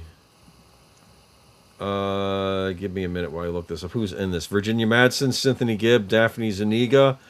Damn, I need to see this movie. Virginia Madsen's in it. Yeah, and I think this is about like modern girls, like they're going clubbing and stuff. And I think I've seen scenes from it. It looks like your kind of movie, actually. It's like these girls going out to nightclubs, I guess looking for romance or maybe something else. But I think it's a good movie. I just haven't seen it. But okay, I like the poster. You Look at had that me at poster. Virginia Madsen. We're good. Yes. Sid and Nancy. Yes, I have Love this seen this movie. movie. Again, this is one based on a true story. Yes, Never this saw is it. Heard of it, never saw it. this is Sid Vicious. Okay, Yep. I'm gonna do a Played quote by from it. Gary Oldman. This was like the Gary first Gary Oldman. Oldman film that I saw. Yeah. The Criterion put out the DVD and the Blu-ray of this, and if you listen to the audio commentary track, you see Gary Oldman saying, I played, Richard III and all these roles, and I played Sid Vicious." He says it like that. Oh, Chloe Webb is in this too. There's a wonderful scene where she's on the phone with her parents, like in a phone booth. It says, "Hey, Mom, it's me, Nancy. Sid and I got married. Look, instead of giving us a present for our honeymoon, can you just send us some money? I am so married. What do you mean you don't believe me? Smurf you!" Yeah.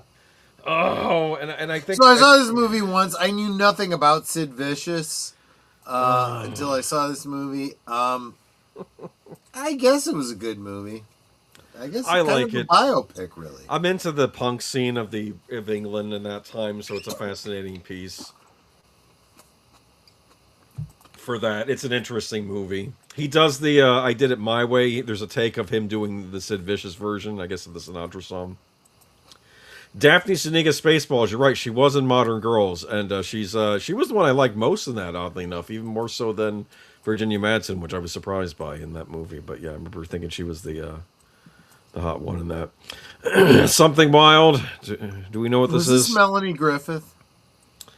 Yes, Melanie Griffith and Jeff Daniels. Ray Liotta also. Yeah, so I saw this movie when I worked at the video store. I remember zero about it. Okay, Never saw it, never heard of it. Okay, well then we'll move on because we got a lot of movies to get through. Okay. We're gonna try to do the whole batch tonight. Titan. Yeah. Twin Peaks. Was this Michael Caine? No, I kept thinking that also. It's actually Brian Brown John. No, who the heck? Yeah, I never saw it. I don't know anything about it. It sounds familiar, but I can't. Yeah, I'm sure this was up for a bunch It's of that Australian awards, actor but- who's something like a younger Michael Caine. Yes, and it has what's her name's in this? Joan Chen. Whoa, Twin okay, Peaks, I'll have yes. to check this out. Yeah. Yes. Side-by-side comparison with Gary Oldman and Sid is creepy good. Yeah, no, I'm a big fan of Sid and Nancy. This probably is a good movie too. I just not seen it. A lot of movies this year. This is Heat with Burt Reynolds. I have seen this. Have you seen this? I have not. I have. I just don't remember a lot of it.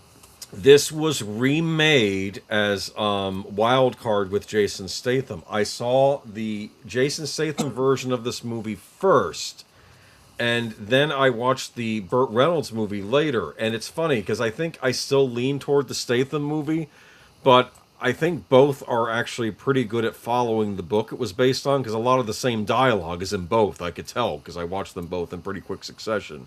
And what's funny is the plot is similar. Like in the Jason Statham version, he's helping out a young Silicon Valley millionaire, and he's showing him around Las Vegas for a fee because he's sort of like a troubleshooter, like I don't want to say, I don't know what Jason said. He just does stuff for money in Las Vegas.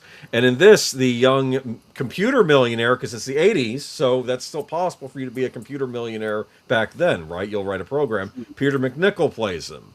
So it's just interesting that one is a remake, except that he's an English guy in the Jason Statham movie, whereas Burt Reynolds, I think, is playing a guy of Hispanic heritage or Hispanic descent. So, but both are good. I'm not going to say one's better than the others, except I do like the Statham version a little more for some reason, but it could be because I watched it first. So, good movie. And I like the remake, too. It's a weird Christmas movie. Okay. It takes place at Christmas time. The Statham version highlights the Christmas stuff a little more. But yeah, either or. They're both... Was this... Wait a minute. Did we do this as one of the recommendations you suggested for a members' night? I don't remember. The Statham one? Maybe. I don't remember. I know we did a Liam Neeson one year. Oh, that's the one We did the Liam Neeson one instead. We should do Wild Card next time. Let me think about that for the holidays. Yeah, that might be a one to pick up. All right, moving on. It'd be weird to watch both of these in a row, actually. But maybe not, because they hit similar beats, actually, considering one's older. They're both based on the same book. Okay, so this is the end of this part. Do you want to go to commercial, and then we'll try and wrap real up? quick. Okay. This is what we got coming up this week, friends. Okay. So, stick with me throughout the week. You are watching Last Call, streaming every Friday night at 9 Central, 10 Eastern. Come on in, pull up a chair, and have a drink with us. This week, on Saturday night at the movies, an overachieving London police sergeant is transferred to a village where the easygoing officers object to his fervor for regulations, all while a string of grisly murders strikes the town. Simon Pegg and Nick Frost star in the Edgar Wright comedy classic Hot Fuzz. Join us this Saturday at 9 Central, 10 Eastern on Netter's Network Retro Cinema. Every Sunday, two geezers sum up the week's geek news with the candid candor you can only get from curmudgeonly nerds. Join Aged Boomer and Troy Pacelli on Geeky Geezers every Sunday night at 8 Central, 9 Eastern. Hello. While you're here, please visit our merch store where you can get cute t-shirts just like this. Link in the description below. Or use this QR code on your mobile device. Hope you find something you like. Every Monday night is Members Night at the movies on Last Call. Members enjoy an exclusive watch party just for them, and you can join too for as little as $1.99 a month. This week, we wanted to honor the recently departed Sam Neill with one of his great films, and the members are choosing between 4. Troy has noted that if his favorite does not win, then there will be a bonus Sam Neill film the following week, which I think is far less a threat than a serendipitous bonus. Members, go and vote for your favorite. And if you're not a member, please consider it. It really helps support what we do here at Last Call. Thanks. Every Tuesday brings mystery to our affiliated channels, starting at 6 p.m. Central, 7 p.m. Eastern, when Deleted Scenes with Stephen Otten reviews an unreleased film with his critic associates, and you'll never know who or which until you tune in. Then, at 7:30 Central, 8:30 Eastern, it's live from Sparkwood and 21 for a watch party, review, and analysis of the mysterious town of Twin Peaks. Finally, Last Call with Troy Pacelli transports you back to Victorian England for an adventure with the premier detective himself, Sherlock Holmes. Join us every Tuesday for mystery and intrigue on all our affiliated channels. Did you top off your glasses? We now return to Last Call. I'll tell you, during that whole mystery bit, the transition was like it would blur. And I was like, damn, I'm not sure if that's something I put into it or if that's just my eyes right now. No, it's Holy the blur. Crap. Bring up presentation 2. Let's get through this. Yeah, let's do it. All right, so every time we say goodbye, have you seen this? It's a World War II. Not at all. It's a movie. Tom Hanks film. I've never seen it. You seen it, Netter? Never even heard of it. Moving on. Okay. Okay.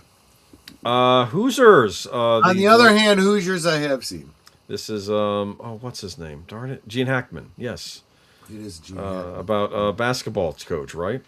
Good movie, actually, from what I recall. Yeah, I don't remember details, but I remember seeing it. It's a good movie. Yeah, worth seeing. Another one I think I saw on home video.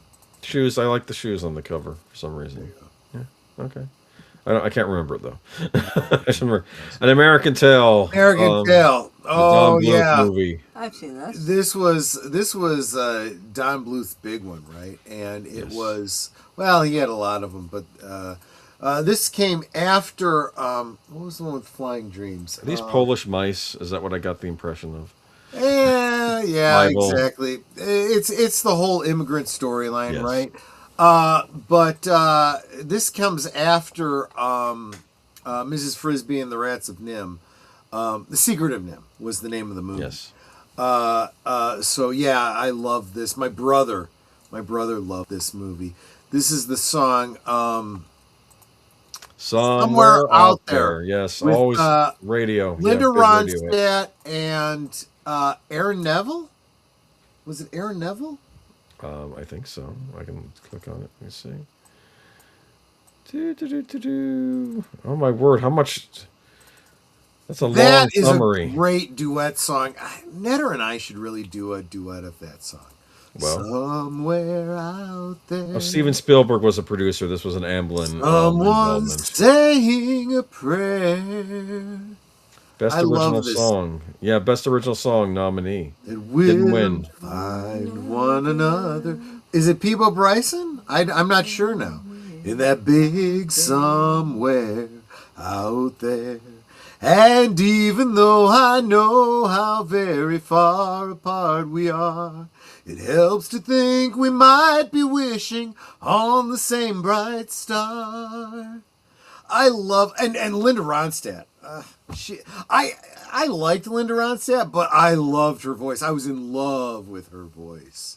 There are no cats in America, and the streets are paved with cheese. That's probably what. That's right. That is a great quote from that movie. Great memory. Yes. Okay, but I remember it was American Tale is a very dark movie. Of course it is, because it's an '80s children's movie. They're always dark. It was a Don Bluth film. It was kind of a children's movie, but yeah, definitely for adults too. I know they did a sequel, Fievel Goes West, as well. Fievel Goes West. I actually don't remember that one so well. I think they wanted to do a Western, because this is an Eastern. Right. This is well, you even see the Statue of Liberty in the background. So it's set in New York, yeah. Firewalker. I can't believe I didn't see this movie. I think I must have done. I just don't remember it. What? Louis Gossett Jr. and Chuck Norris. How You've could not I seen not this. see a movie with both of them in it, Okay. but I don't remember it? I'm not going to spend too much time on this, because we did this when we did the Canon tribute. Was this movie produced in 3D? No, this was a Canon Films Golden Globus production, and I don't care because it was fun. Okay. Yeah, I'm sure it was. Look.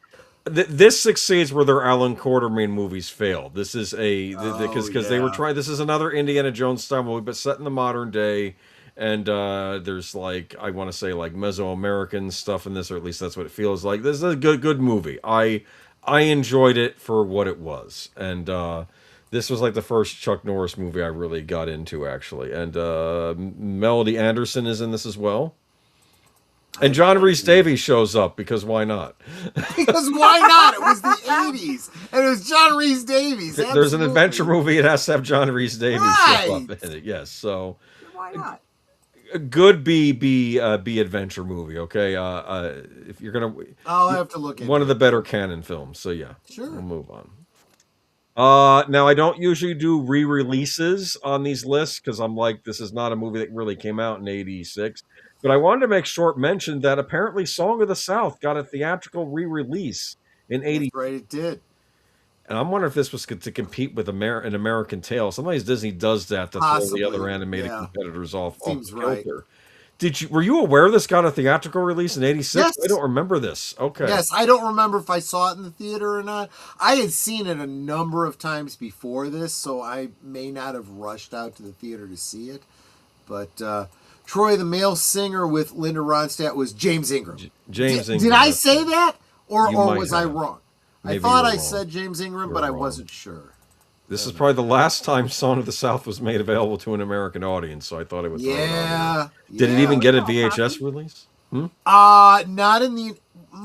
I'm not sure about VHS. It didn't get a DVD release in the United States. No, it's never had a DVD I release. have created my own Blu-ray of this, just so that I have it. And it includes some of the scenes that were cut out, I think, during this release of it. Some were hoping that when they did the Walt Disney Treasures lines of DVDs, that they might have put it in with those, since those were more... Look, you'd have Leonard Maltin could apologize for all this This stuff. is one of You those know? movies Just- where if you haven't seen it and you think there's something offensive in this, you need to effing see the movie first before you denigrate it. Because actually, this was a far more important movie than people realize. If you're spending your Februaries learning Black history, which is what February is supposed to be for. Don't know why Black history is relegated to the shortest month of the year. But if you're not spending your time learning Black history, you should be looking at Song of the South, and you should be looking at Gone with the Wind, and realizing that regardless of what you think of the content of the movies, the films themselves were crucial to Black actors in Hollywood at the time. I know You nothing don't about understand Breaking your No Black Babies, Miss history. Scarlett. Well, and Hattie McDaniels was up for an Academy Award because of that movie. I loved her. It's like every movie I saw her in, she always just plays someone so sassy. There is a video on WDW Pro's channel where they interview the daughter of the man who did the voice for Brer Bear. And I think he did some other voices in this movie. Talking about how important this movie was to Black history. And that by not allowing this movie to be seen and not allowing the physical media to come out and so forth, Disney is literally suppressing a very, very important part of Black history, specifically in entertainment. Michael Eisner blocked the... Oh, she did win the... videos. That's right, she did win the Oscar because originally they wanted to keep her out of the award ceremony because she was Black at that time. Yes, I'm sure that's she's why still this Black. is so important. And you completely miss that if you wipe away these movies. And that's what these Marxists want to do. They get uneducated people, regardless of their race, to demonize very important things from history so that we can repeat the same mistakes of history. What I'm confused about with this, though, is Yes. that this was given a theatrical release in '86 at a point in time where I think Eisner had said we're not going to give it a home video release. Was the theatrical release to see if there was an audience demand, and if there had been, it would have I'd like gotten to a VHS think so. release? That would make sense. But again, it was probably getting drowned out by the American Tail movie. that Here's came out, another so. very important point that WDW Pro video brings up, and that's that Song of the South, these stories that are, this is a fiction, right? Folk tales, yes. Yes, it's being told by a former slave who has a relationship with the white family, right? And he's teaching the children these folk tales from his childhood that came from where? They literally came from Africa. People don't know this, but this folklore, this is African folklore. Well, Americanized African folklore. But this is Black history, guys. It really is. Nobody does a better slave movie than Tarantino. Django made a Black woman the motivation of the entire cast, something Spike Lee never did. Wow, good point. This is Very interesting. good point, Clue. I never thought of it that way. According to Wikipedia, in 2017, after being inaugurated as a Disney legend, Whoopi Goldberg expressed a desire for Song of the South to be re-released publicly to American audience and stated, "I'm trying to find a way to get people to start having conversations about bringing Song of the South back so we can talk about what it was and where it came from and why it came out." Look, I Okay. can understand there is one point that people castigating this movie make, and that's the depiction of an antebellum South, right? The so-called Reformation and the relationship between black people and white people. Here's the thing you need to understand. You can't paint with a broad cloth. Everyone was different. And look, if you grew up in the South as a white person with black slaves, it's very possible that those black slaves were the ones you looked to as your caregivers, and you held them in higher esteem in your heart, sometimes than your own parents. Now, that wasn't always true, but sometimes it absolutely was true. And these kinds of stories need to be told just as much as, the story of Roots and, how slaves were mistreated and so on and so forth. All of these stories need to be told. The wealth and breadth of history needs to be told. And we need to live in an age where we look back on this and say, this was good. That was bad. Yep. I'm glad we've gotten past that. I'm glad that I can look at somebody that has a different skin color or a different background and say, you know what? Don't care. Don't care. In fact, I appreciate their differences because I can learn something about them. Learn something about different cultures so that I'm not an ugly American all my life. Well, now it is lost media, at least for the time being. Not for those of us that keep it alive because we have our own copies. Moving on to, I need to watch this, The Wraith. No, I you think I don't. even have it in DVD. No, you don't. What are you talking about? I have the DVD. You say I wasted my money? Charlie Sheen? Is it a Go ahead and revenge see story? it. Where It's he's... not that good a movie. I think it's good. I think it's good. It's about a vengeful boyfriend and his car and stuff like that, right? I saw this movie on VHS. I did not recommend that my boss buy multiple copies of this. It's not a good movie. Well, I will watch it and I will. It's an okay movie. Okay. If you already have it, maybe go ahead and Listen spend to me. 2 hours. I know of your that life for watching. you living back then, this probably wasn't that great a movie. I bet compared to what comes out now, it's excellent. Okay, you know what I'm saying? Well, okay, you make a great point there. Yes. Yes. Okay. Let's move on though. If no one has anything to say about The Wraith, we got a lot to get through. I actually think we did a rewatch of this on Big Al's channel. I'm not sure. The Mosquito Coast with Harrison Ford, which I've not seen, but I heard it's a really depressing movie. Yeah, this was another one of those artsy fartsy movies. I did see it. We didn't know why. No one knew why he thing starred in about it. It's like because he wanted to be taken seriously. It's like No, this was Harrison Ford, as he always has.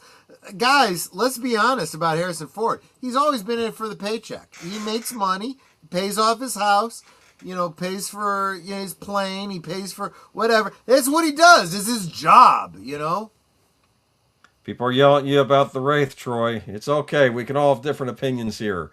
I will watch it Special myself. Fred says The Wraith is basically a revenge from the grave. Beyond the Grave movie. Yeah, it's absolutely true. What are you talking about, Troy? The Wraith was good. Well, he's screwing around. I will check it out at some point, and I'll let you know. Well, you have the DVD. You have no DVD, yes. excuse. Unfortunately, the DVD's in storage because. Mosquito Coast. Netter, did you see this movie? Because I don't remember jack about this movie. I don't think I have. You see, this is the worst part. When I've seen the movie and don't remember it, that's got to tell you. He wants to explain to the I guess wherever in South America or the tribes how you can make your own ice with an ice machine he's invented, and he's going to take his family away from his cushy job as an inventor and go and try and civilize this, and then everything goes wrong apparently. So Wraith has many similarities with The Crow. It was a plot of murdered victim coming back to seek revenge. That's true, but not done near as well as The Crow. Better off watching The Crow. And if you're going to watch The Crow, make sure you watch the original Brandon Lee, not the other whatever. No, they have to watch on the original Klingon. Right. Yes. Nutcracker, the motion picture. I never seen this movie myself, but my dad loved this movie. He said it was the best version of the best interpretation of the Nutcracker put to film. Let me take a look. Nutcracker, the motion picture. I'm trying to see if I remember. As a fan of this music, he was a big fan of this adaptation. So yes. So it was an Atlantic film, directed by Carol Ballard. And I'm like, who? Oh, this is literally the ballet set to film. Yes. It's supposed to be really good. Okay. I did not see this, but now I absolutely want to. No deleted scenes, not the Macaulay Culkin one. I had to be very careful over the years because I knew the one he wanted. He did not want the Macaulay Culkin one. He especially didn't want whatever that disaster Disney put out. There have been a couple of really bad Nutcracker adaptations in recent years, actually. But this one this is looks like it's an actual adaptation of the ballet. Yes, they stay true to the ballet, yes. So, I'll have to check this out. This looks like... Guys, members of my channel, look for this to be a Christmas one. Watch party in like in December. Yeah, absolutely. Look for it. Moving on to Solar Babies. I don't know. I remember the title. I'm guessing I probably saw it on VHS. I don't remember a thing about it. Some people said it ripped the title off. Seems familiar, but it ripped off what? Oh no, it ripped off Blade Runner and other things like. I can imagine. So apparently, Brooks Films, was that Mel Brooks? Bleak post-apocalyptic future. Most of Earth's water has been placed under contaminate by Eco Protectorate, a paramilitary organization who governs the planet's new order. That sounds interesting to me. I'm sorry, I'm already interested. I don't know, but they're Echo Warriors. I don't know what this is. Maybe it's an environmental theme. I don't know. Deleted scene says, Jamie, my Gertz, you can have her. You absolutely can have her. Jamie Gertz. I know, right? I'm can't with. Act. You know why she got her roles? Her daddy bought them. Yep. And I know this for a fact because I used to work at the Improv that her daddy owned. Yep. And they used to talk about it all the time. Like the managers would be sitting down going, yeah, she's going to be in this movie. And it's because Daddy bought her way in. Deleted says about this movie, Solar Babies, if Blade Runner was on roller skates, maybe, I'll pass. I think I need to check. I need to seek this out. Yeah, I think I have to look for this one. I was a kid, fire me. Well, okay, I'll give you a break. Yes, Star Trek 6. 4. 4. Oh yeah, Voyage Home, the one with the whales. Oh man, I love this. I like this movie. Probably even love it, but man, there'd be whales here. Yes. I always hate it when you would talk to regular normies. Oh, my favorite one is the one where they go back in time with the whales, and like, really, more than Wrath of Khan? They probably didn't even see Wrath of Khan. They wouldn't know. This was the funny one. This was the funny one. This is the comedy. No, this is a comedy. This was a comedy that did not run afoul of canon. That's the important thing. That's true. It's not insulting to the audience or to the Star Trek fans. It's almost like a Back to the Future movie in reverse, where someone from the far future comes to 1986 versus someone from 1985 going back to the 50s. So, or the Old West. So what was the name of the biologist, the marine biologist? It wasn't Bess Armstrong. It was She was played by the woman from Seventh Heaven. And I can't remember her name. Oh, the mom. Yeah, deleted. Catherine Hicks. Catherine Hicks. Right. Where she's like, "Oh, let me guess. In the future, you don't have money." Well, we don't. Technically, they have credits. I heard Shatner Kirk mentioned that a couple times, but that might have been for dealing with aliens. Well, I love the bit where he and I love that they keep the continuity from the second movie because the first movie or the second movie? Third movie. No, it was the second movie where McCoy gives him the glasses. Spectacles. Yes. Yeah, which he sells in the past because they're still antiques in '86. And he's like, I'll give you, I don't remember what it was, like $200 or something. He's like, is that a lot? And he's like, well, it was enough for them to get by, There's a joke in this where he's like, that was a gift from Dr. McCoy, and that's the beauty of it. That's the great thing about it. It will be again. And here's what I'm wondering too. I'm wondering about that line because No, it can't work. No. It doesn't stand up to time travel scrutiny. Okay, Because it's fine. that would imply an infinite loop for those glasses, and they're getting older. It might have just older been a joke each he was cycle. making. Okay. Infinitely, yes, exactly. There's a lot of great jokes in this. Where are the nuclear vessels that Chekhov keeps saying? The nuclear vessels. So that's a great scene. People don't realize this, that he and Michelle Nichols, very suspicious in the United States during the Cold War. Yes, because this is during the Cold War. He's playing a Russian looking for the nuclear vessels. He's looking for the nuclear vessels because they need nuclear isotopes in order to recrystallize the dilithium chamber, dilithium crystals. Yeah. Yes. In order to, get back home. And nobody realizes this, least of all him. And what most viewers don't realize is that although they did their best in the San Francisco on-location shoots to, control who they were filming, sometimes it wasn't extras that he was talking to. There were people that were just trying to get to work or, back and forth from work. And one of the people that he talks to is not an extra. She's a regular person who doesn't know a film is being filmed. And he says to her, "Excuse me, can you tell me where the nuclear vessels are?"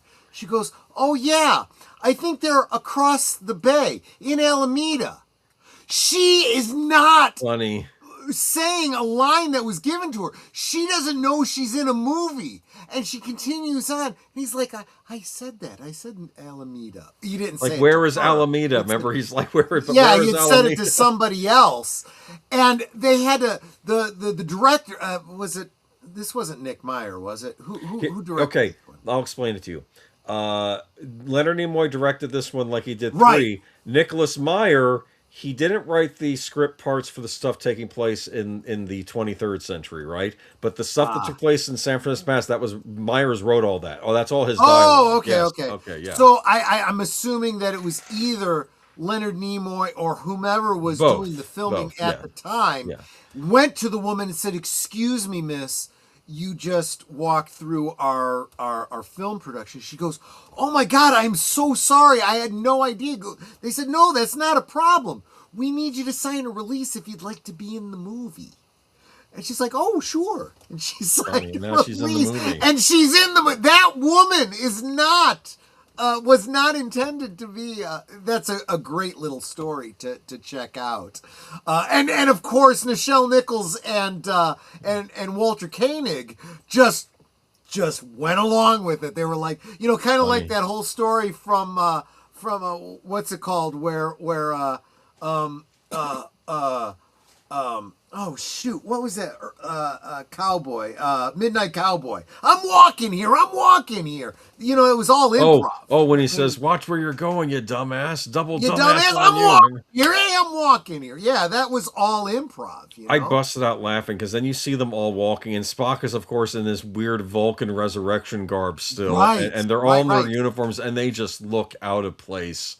It's like Marty McFly in the 50s. Like a cadet review. Yeah, exactly. Yes, it's just there's so much funny stuff in it. The best is when Kirk and Spock are on the bus and the dude's playing the box and everyone wants to. He's like, "Excuse me, sir, could you please just turn that down?" "Screw you!" In with the music. And Spock looks over at Kirk and then just reaches over and does the neck pinch and he goes, "Ugh!" And then he falls onto the tape deck that turns it off. And everyone in the bus starts clapping. And Kirk's like... There's the scene with Dr. McCoy in the elevator with the other doctors. And he was saying it's the Spanish Inquisition back there. It's the Spanish Inquisition. Like basically that's how savage we are in the 20th century. "Excuse me, miss, what are you here for?" She goes, "I'm here for dialysis." He goes, "Dialysis? Oh my gosh, it's like stone knives and bear skins. Here, take 2 of these and call me in the morning."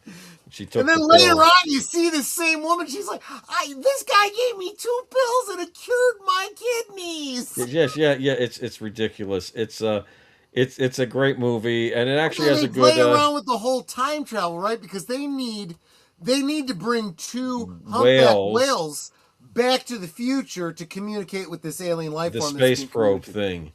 And they need to build a tank inside the Klingon, the captured Klingon bird of prey from the previous movie. Yes. And they're like, Scotty's like, well, if we had some transparent aluminum, they don't have transparent aluminum now. What do we got to? Well, and so he and Dr. McCoy go to, I don't know, like Reynolds or whatever that makes, and give them the and he says, look, if we needed to make a tank that could hold, so many cubits of water, how much would it be? Plexiglass, that would be, so. He goes, well, what would you be willing to trade for the formula for a product that could take your plexiglass and do the same thing, but at 1/10 the thickness? Let me show you the formula for transparent aluminum. And the guy's like, really? And so he basically trades plexiglass that they need to make the tanks for the formula for transparent aluminum. And Scott and Dr. McCoy says to him, aren't we like changing the future or something by giving him this formula? Scotty looks at him and goes, how do we know he didn't invent the thing? There was a deleted scene. There was a deleted scene earlier in the movie, like at the beginning, where Spock is taking his little the quiz, right? Yes. Yeah. Where we learn about the Klingon mummification glyph. That's a story for another Star Wars stream or Star Trek stream another time. I'll tell you about. But one of the questions was supposed to be, who invented transparent aluminum? And he says the name of that character that they meet later on. Funny. To establish the ontological paradox of that whole thing. It was a great scene. It's good as a deleted scene, not necessarily in the movie, but it's funny. Yes, great movie. Deleted scenes. Got to see it as a special Young Astronauts Club won at a science fair. Oh wow, that's really cool. That's really cool. Yeah. I love lots of things. Not enough Klingons in this movie, though. That I didn't care for. Do you remember? There was a Klingon. No, there was the Klingon ambassador at the beginning. Don't you remember? Yes, there was. He's talking in front of the Federation. He wants Kirk brought up on charges.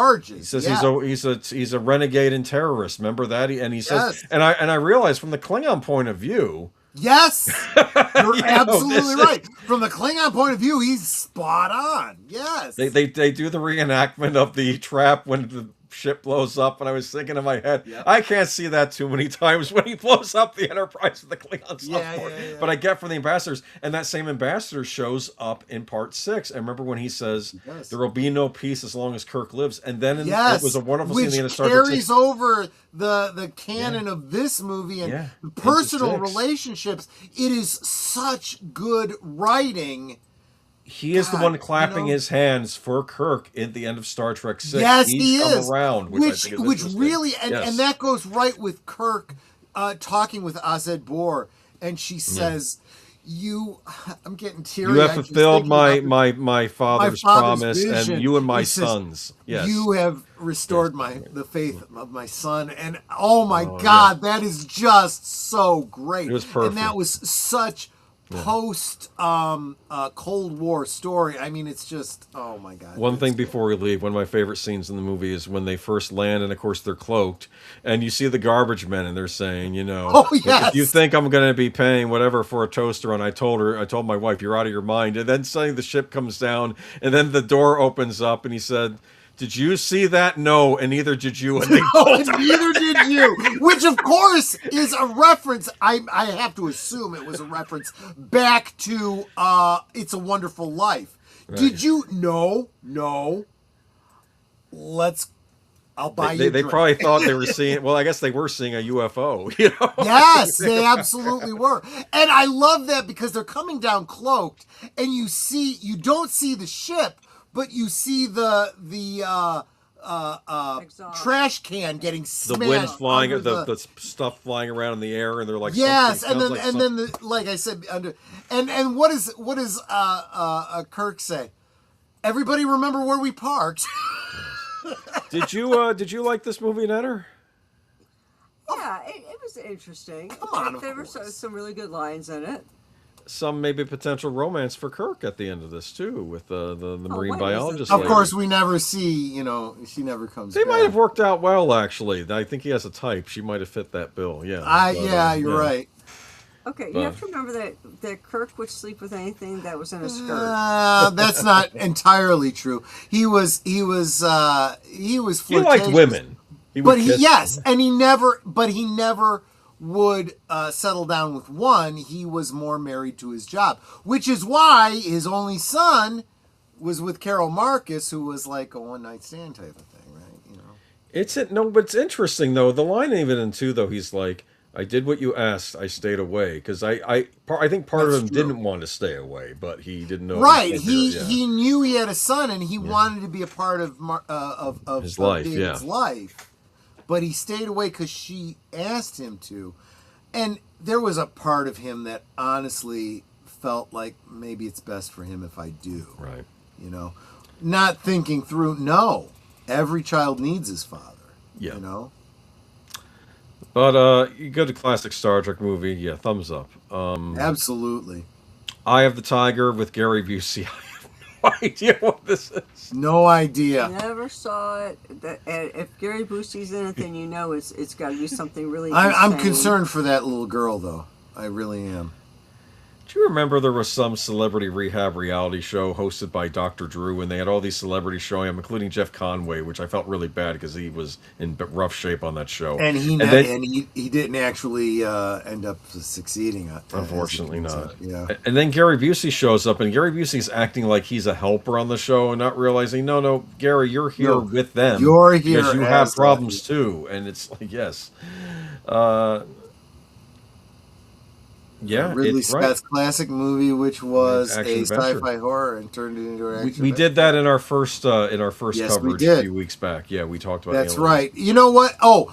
That's the other thing, guys. This is a part 3. Parts 1 and 2 were pre-recorded, so you won't find them in the live section. You'll find them in the videos section. So go check them out. Heartbreak Ridge. Now this I was came a good to this movie. one late. This was 1986. I didn't see it until, God, it must have been like 93, 94. Something like that. Then We you were told me about it. married for a while, and this was a movie that was real big with my D&D group. You know, the guys that my attorney and the guys that gamed with us every week. They kept quoting this movie, and one of the lines that would keep coming up in a game is, well, what happens if I, roll a natural 20? Well, then you just get dead. And I'm like, you guys keep quoting something. I don't know what you're quoting. And they all looked at each other and you've never seen Heartbreak Ridge? No, I've never seen Heartbreak Ridge. They said, that's it. Next week we're not playing. You're coming over and you're going to watch Heartbreak Ridge. And we watched a VHS of Heartbreak Ridge. And God, man, I love this movie. So much so that I got home and Netter's like, you seem like you're home a little earlier than usual. What's up? And I'm like, we didn't play. We watched a movie. She goes, oh, what did you watch? And then I just went into this whole discussion of Heartbreak Ridge. And she's like, damn, that sounds really good. And I'm like, but it's not your kind of movie. It's kind of like a war movie. She's like, but the way you described it sounded so good, I've seen it about a dozen times now. Yeah, so we ended up watching it after I told her about it, and it was like the same, she had the same reaction to it I did. She's like, man, this is a really, really good movie. And so now Netter and I, in our daily life, quote this movie to each other sometimes, Yeah, it's a really good film. I'll turn to Netter and I'll go, Netter, how do you feel about our relationship? She'll look at me and she'll go, relationship? I thought we were married. Oh, that's funny. It's a good line. It's a really good film. I think. Well, she used to say that. Now she knows I'm probably talking about Fallout 4. How do you feel about our relationship? And she'll quote a line from Piper Wright in the game or something like that. But that's a whole other discussion. Like, you stop looking at my arse. Quit looking at my arse and pay attention. Yeah, exactly. Great cast in this too. We got Mario Van Peebles as kind of like the young Stitch Jones, the a rock and roller. I'm not interested. No one's interested in being a Marine. It's just what they're doing to pass the time, right? And he gets Right, right. But the problem is they are Marines, and Marines are like the best of the best, right? Yeah. And there's the distinct possibility they're going to go into combat. And what's that line that he says? What happens if we go into combat? My men ain't ready. They just get dead, you know? Which is, of course, where that line that my buddies were constantly quoting in the game comes from. They just get dead.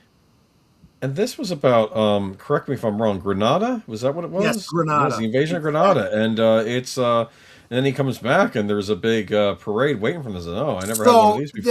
That's okay. So let's back up. I told you I was going to spend a little bit more time on this one. So, you know. So Clint Eastwood plays the about to retire gunnery sergeant who has spent his whole life in the military. It kind of destroyed his relationship with his wife because he would go off to war and she would stay home worried that he wasn't going to come back. She even has this line in the movie where she's like, you know, I would see these scenes from Vietnam and I would be I would watch to see if I saw you there, and then I would pray to God that I didn't, you know. And he's like, oh, I'm sorry, you know, I never really thought about, you know, what you went through. Of course you never thought about what we went through back home. And there's that thing. And it really has kind of hurt their relationship. His buddy, Juzu,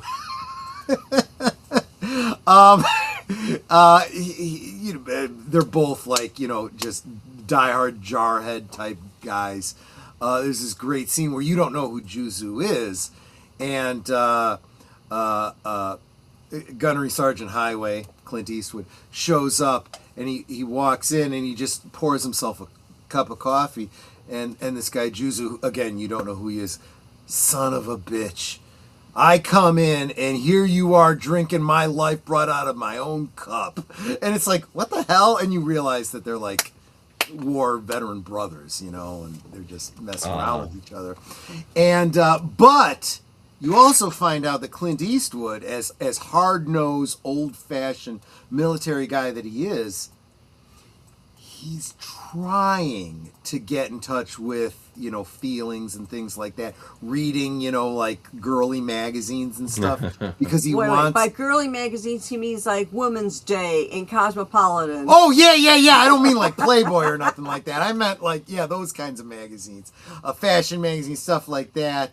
Because he's trying, because he does want to get back together with his ex, and so he's got all these magazines in his car, and he's sitting out in front of the.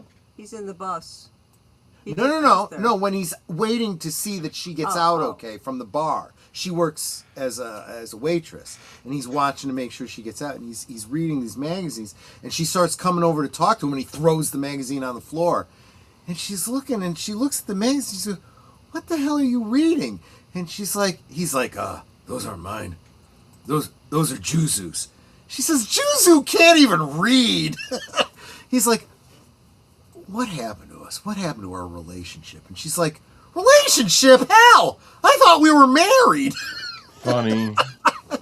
Oh, there's great lines. So anyway, he's the movie starts out with him getting into a fight. He gets drunk. He gets into a fight. He ends up in jail. Without getting into who bails him out, you know, a he's friend. Also drunk. Yeah, he's drunk. He has to sober up the next morning. Someone bails him out. He gets out. And he has to get a bus back to the base because, again, he's going to be training a bunch of recon kids, you know, that are coming to basically take his place, so to speak. And as he gets on the bus, he buys his ticket and whatnot. Mario Van Peebles gets on. He's got like the earring, and he's got a leather jacket, and he's got, I don't remember if he plays the guitar or something. He's a musician, and he refers to him as a hippie. He's like, "Oh, shut up, hippie." He's like, "Hippie? Hippie? You're 20 years out of date, man." You know? And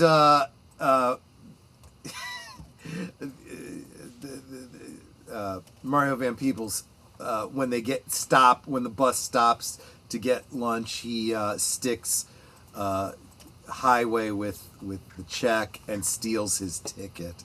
So he has to pay for another ticket and he has to pay for the meal.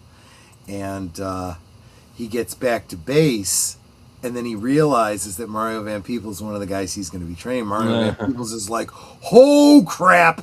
And he goes up to him and he grabs him by the earring and rips the earring out of his ear. He's like, oh, son of a bitch, man. He's like, you owe me. He's like, this is all I got. He goes, well, then you'll work it off, you know. Oh, he's working with a whole bunch of just delinquents, misfits. Including the one guy they send to beat him up, right? Sweet. They're like, this guy. You know, wait until Sweet's in the what do they call it? The lockup. The brig. Oh, okay. The brig for disorderly. He gets out, and Sweet is just fucking like a foot taller and huge. And they're like, we don't need to listen to you because we don't mind because you don't matter. Swede's here. And the Swede goes and he's going to punch Tom's Highway, right? Yep. Swings and he misses. Swings again and he misses. And I don't remember exactly what the move is that Highway puts on him, but he gets him into a neck lock or an arm block on his knees. And he's like, oh, yeah, because he kicks his knee out from under him. Right. And he says to him, lift your chin up a little higher. And then he just clobbers him. And he just lays him out flat. And he turns to the rest of the guys and goes, fall in for calisthenics. And everyone just runs. And the Swede stands up and goes, I'll stand out front and wait for the MPs. He goes, negative. I'm going to turn you into a soldier. Get out there with the rest of them. And that kind of earns the Swedes' respect, you know, and literally everybody starts to learn to respect him over time. Honestly, I'm not doing this movie justice. Of all the movies we have looked at from 1986, this is the best movie of all of them. You must go check this movie out.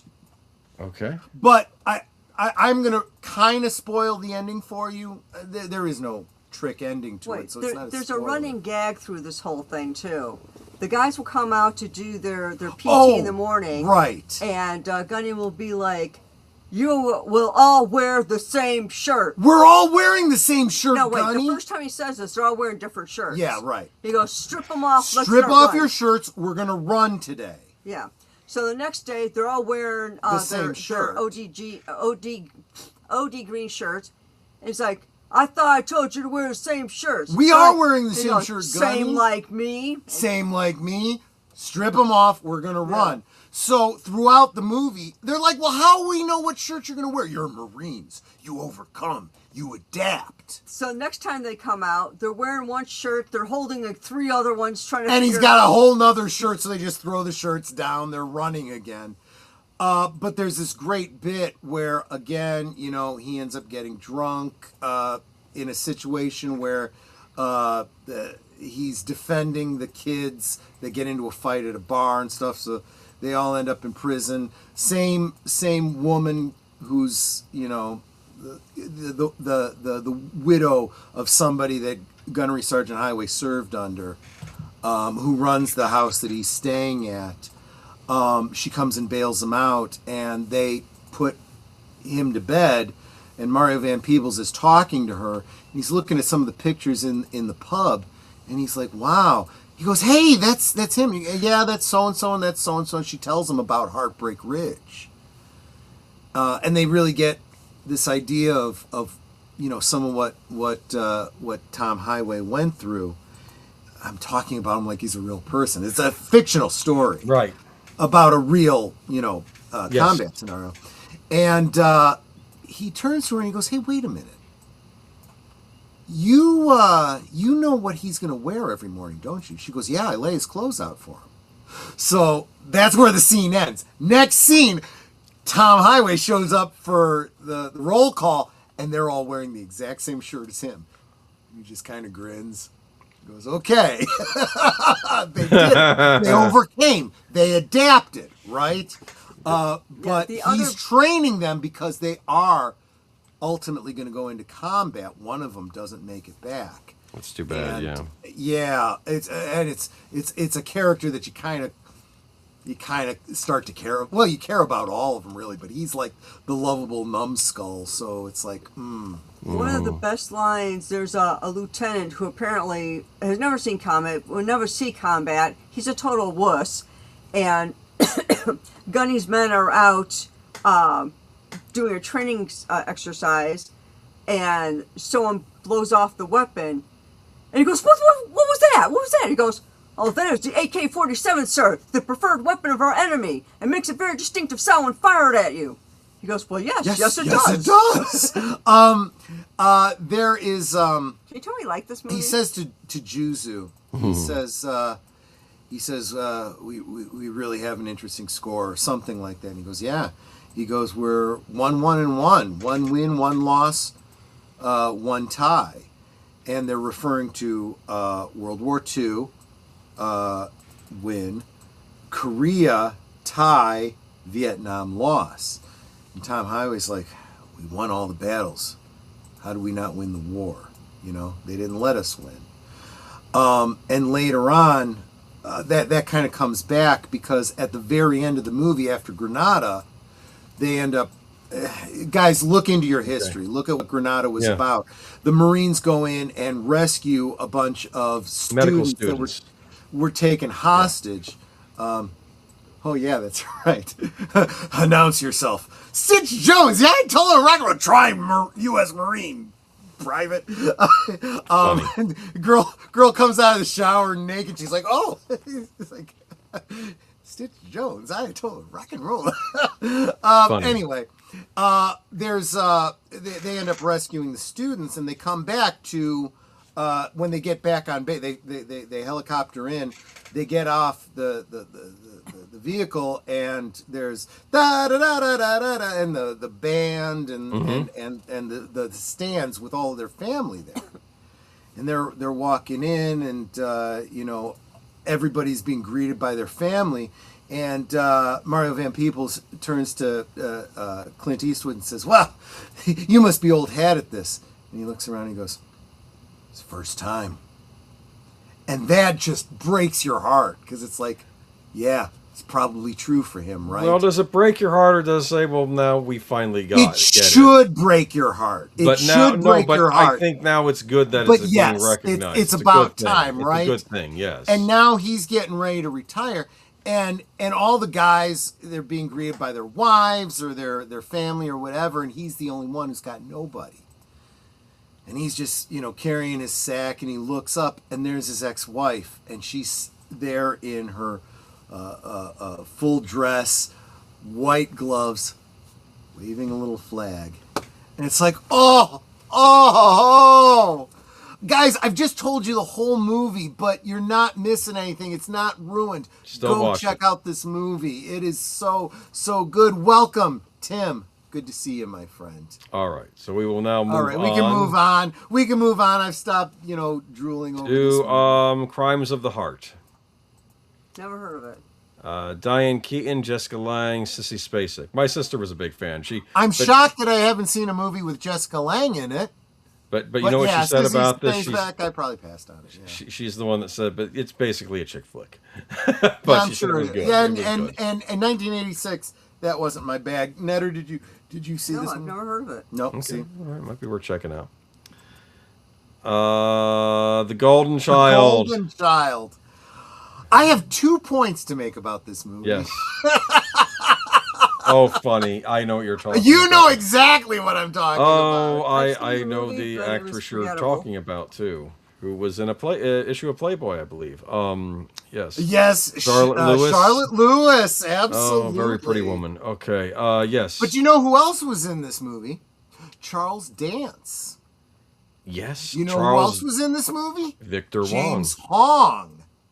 Oh, James Hong. Also, Victor Wong from Big Trouble in Little China. Remember, he's the one that He goes to buy like some medallion from him off the street. Okay, I'll give you $1 American, or That's like true. 10. When I think of Victor Wong, I always think of Prince of Darkness. But yes, that too. That's right. He was in that too. And then he's like, no, and then he takes like $100 from him, and then he starts, saying nasty things at him. Remember that? Right, He's right, like, right. okay, I'm about to whoop your ass. And then like he disappears into a bird, and he said, did you see a homeless guy like turn into a bird and fly away, or is that just me? Remember that?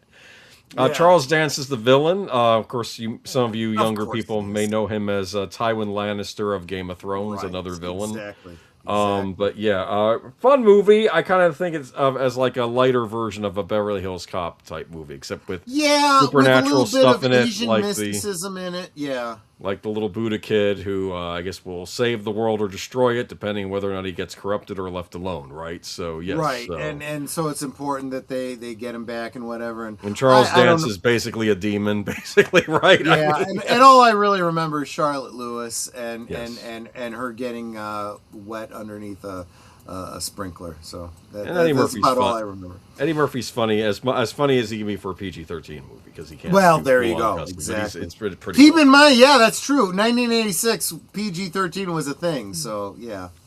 And there's a scene with a can of Pepsi turning into I guess a puppet that does tap dancing. I don't remember Because the that little at kid all. can work miracles. He does that to amuse one of the guardians, I guess, to get on his good okay. side. So. Okay. Did you see this one, Netter? Golden Child? Yeah, I did. Yeah, I enjoyed it. Yeah. It was okay. Native Son, not seen it, but I know the title. Didn't know if I don't know any. I've never heard of it before. Literally just this moment. Based on a popular novel. Okay, moving on then. The Three Amigos. Amigos, very funny. Very Yes. funny. I don't remember it. This is definitely one I have to revisit, but let's face it. You got Martin Short, you got Chevy Chase, you got Steve Martin. Steve Martin You know, as the Three absolutely. Amigos, who were American actors who would play these like Zorro types, right? And they would Yes. go and they would save the day, and they did silent films, and they'd get this, I guess, was it Mexico or some other country, and they're like, we have a nasty guy running our village named El Guapo. We need to get the Three Amigos. So they send out requests. They're going to give them money. They think they're coming to shoot a movie, right? Yes. It's almost like Galaxy Quest. Kind It's of. like a You know, Galaxy yeah. Quest, but for a Mexican Western, yeah. And then they So, realize, no, this guy really is like one of these evil South American dictators. And Yes. there's a funny line in it with the woman he kidnaps, and they says, "Oh, you're gonna have to marry El Guapo." And he says, "Do you know anything about foreplay?" And she says, "No." That's okay. Neither does El Guapo. Right? Like, it's like a. It was all right. I remember I saw it in the theater when it came out, but I don't know. I like all three. Well, actually, This Chevy was also Chase right can be in the- funny too. This was also in the wheelhouse of like Spies Like Us. Yeah, it was funny. I remember laughing at this movie. I don't really remember the details of it. I also remember the little thing they did, the you know, that they With the All yes, three with of the them. horses Yeah. and the everything else. Yes. exactly. Yeah, it's fun. Check it out. King Kong Lives. No. This was what's her name from Linda Hamilton. Linda Hamilton, yes. With Linda Hamilton has a nude scene in this. That's all you need to know. Go Yes. see this movie. Yes. Joe Bob Briggs. Was it- Pass thing. This was a sequel to the 1976. Yeah, King Kong with Jeff Bridges, Jessica Lange, and Charles Grodin. Yes, and Right. this is the sequel to that, where I guess there's a female Kong in it. So I Yep. guess there's going to be some whoopee going on with the Kongs, all right. And then there's But they need to the heart transplant scene. a heart transplant for Stupid. Kong. Right. Joe Bob Briggs said that there was a scene in the movie where I guess what's her name from Terminator. Linda Hamilton. Linda Hamilton goes to the other scientist and says, "You know, we're really just primates too before they have their love scene." And then Joe Bob Briggs said in the theater, people were howling at the screen when she said that. It's like, no, Yeah. just no. And then Dino De Laurentiis says, "When the monkey gonna die, you're gonna cry," in his Italian accent. Just no. That's funny. That's why we didn't see anything from King Kong for a number of years after this. All right, anyway. I It's saw this fine. one in theaters, by the way. Did you like it? Linda Hamilton. Okay, it's fine. I don't know. I don't even remember anything about the monkey, to be honest with you. Well, it looks like he's destroying stuff. So what else is new? Okay. Little Shop of Horrors. Saw this in theater too. I think after Christmas though, because I think this was still playing. But Rick Moranis, Steve Martin. Yeah, well, Netter's talking to me. I got it. So Rick Moranis, and I'm forgetting the actress's name. She played the same. She reprised her role from Broadway. Great movie. Ellen Green. Suddenly, yes. Okay. So I have a great little history with John Candy, Christopher Guest, Bill Murray, a lot of people in this. Jim Belushi, a lot of people. Okay. Bill Murray plays the role that Jack Nicholson played in the original. Originally, this was a black and white film. Yes, Roger Corman. Right. Which that Roger Corman film was what was translated into a Broadway musical, and they followed the storyline exactly, just with music, right? So it doesn't have a happy ending. When they remade it with Rick Moranis, they decided that they were going to do a happy ending, so they changed the ending. But the actual Broadway musical has the original ending, Well, no, the apparently one of the versions of the Blu-ray, I don't know if it's a deleted scene or if they added onto the movie, has the ending that they made for the movie. It was a darker ending too. They had to cut it out. They did film it with all the Audreys. Audrey's taken over the world. All the Audreys. Right. Yes. They changed it as a result of audience test audiences, reaction. but they still have that scene, and there might even be an alternative cut you can watch with that original ending now. Yes. I think you're right, because I think I have seen it. Yes. Well, anyway, back to just, let's see, 86. It was before this movie came out. It was probably 84, 85. I went to see a local production. There was this girl that I really liked in grade school and high school. I dated her very, very briefly. She played the Audrey role in this this local production. I went, I brought her flowers, that whole kind of thing. And it was really a really good production. So you saw the alternate ending, right, where Audrey takes over the world and everything. Well, what's really cool is the three women who basically play the Greek not narrators, but the chorus, who act as narrators throughout the thing. They explain what happens and how it takes over the world and takes over New York and Chicago and da-da-da and this and that. And there's this great bit where the vines of Audrey 2 get unrolled from the ceiling and from the balconies over the audience, which really is like a very immersive kind of really cool. Hey, Hoot Owl. A horrific ending for kids. Yeah, exactly. The dentist set was later used 3 years later as a surgery scene from Batman 89. You're absolutely right about that, Slasher Fred. You're absolutely right. Those weird looking tools are the same ones that, are, you see what I have to work with here, Exactly. So, good movie. Oh, Netter and I, even in one of our karaoke streams, did Suddenly Seymour as a duet. Yeah. I love it when the plant says tough titties. Remember when it says yes? I can't do it. No, feed me, Seymour. Feed me, Seymour. I love the fact that he names it Audrey too, but it's definitely a male voice. Oh, I love it, and it don't care. He's like, I can't do this. Yeah, I don't care. You're feeding me, and I'm gonna grow. And yeah, I guess take over the area. You don't care. All right. Oh, that's right. They were named after the popular singing groups of the 60s, the Chiffons, the Crystals, and the Ronettes. Yes, exactly right. It was Chiffon, Crystal, and Ronette. You're absolutely right. Let's move on. Richard Gere, Kim Basinger, No Mercy. Looks. Did I see this movie? Yes, Kim Basinger was in it. Do I remember a thing about it? Absolutely not. Was it an erotic thriller or was it something else? No. All of my memory of this movie has been overwritten by 9.5 Weeks. Okay. Time to move. We already covered that one, I think. Yes, go see 9.5 Weeks. That's the movie we're seeing. Platoon. Ooh. Everyone has their favorite Vietnam flick. This is mine. I know Full Metal Jacket, Apocalypse Now. There have been plenty of others, but this one, I like this one the best. This is Charlie Sheen again. I do understand why this movie won. This was a much better Charlie Sheen movie than the previous one we were talking about. And this one, if I'm not mistaken, won best film. Won best picture. Yeah.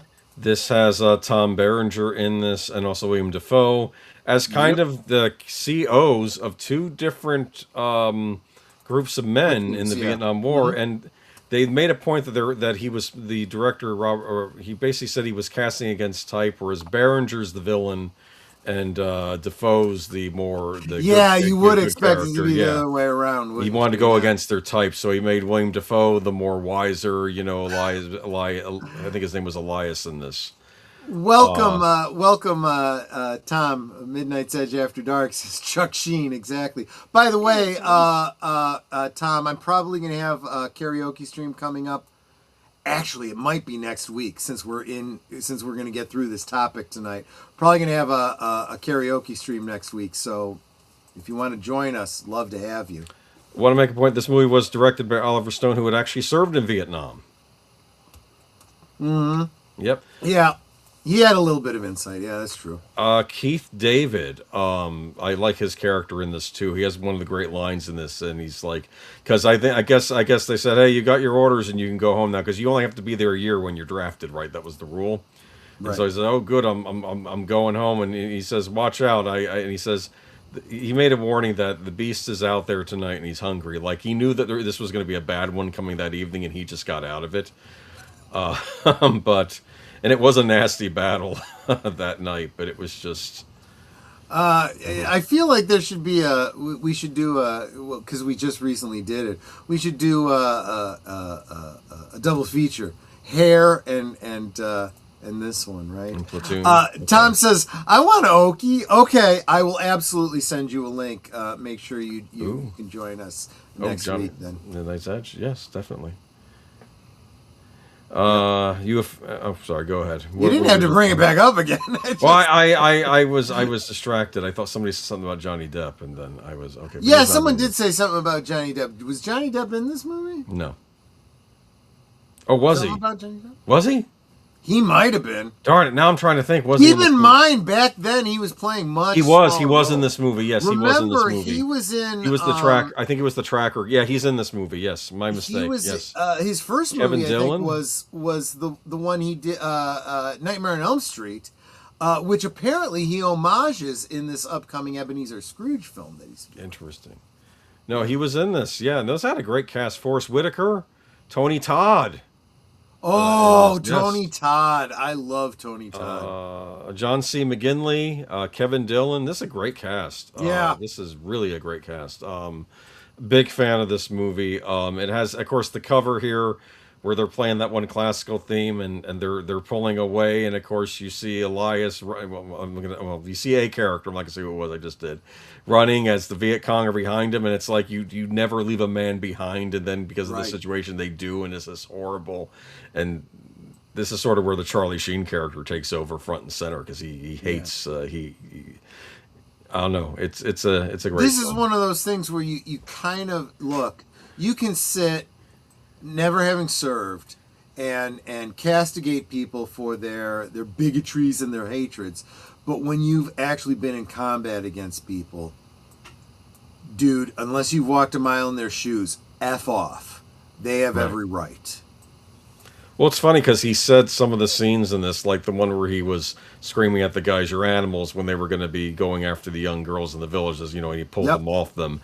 He said that was based on experience. And also him when he was yelling at the poor special needs kid and the thing. He said that was also me. Unfortunately, I did do that. Like he was basically pointing out the good and the bad he did over there. Yeah. When he was So it was just a thing. And I've had too many friends that served that would say, yeah, you know, I've got a story of you know, giving my chocolate rations to a kid. I also have my stories about who and how I killed, you know. Yeah, so that's just the way it goes. Yeah, but great classic movie. Brighton Beach Memoirs. I keep thinking I should have seen this. Is this Neil Simon? Yes, it is. Brighton Beach Memoirs, great, very funny movie, very slice of life. This was the sequel to this starred Matthew Broderick, and I can't remember what that movie was. It looks like the lead actor. Is he the one who was in Weekend at Bernie's? That's what he looks like. Yes, he is. Yes. I don't know this one. And yeah, this is a very fuzzy memory. I remember I saw this in the theater. Jonathan Silverman. That's what I'm thinking of, yeah. I saw this movie. I loved it. Biloxi Blues. That's right. Biloxi Blues is the thank you deleted was the sequel to this one. Loved both of those movies. Yeah. Great films. Neil Simon films. So it's very serious storylines with a lot of humor. So definitely check it out. Actually, I think there was a third movie, wasn't there? And I don't think I saw that one. But not only did I see Brighton Beach Memoir, this was another one that I saw. A buddy of mine was in a theatrical production of Brighton Beach Memoirs. Yeah. Okay. Good movie. Check it out.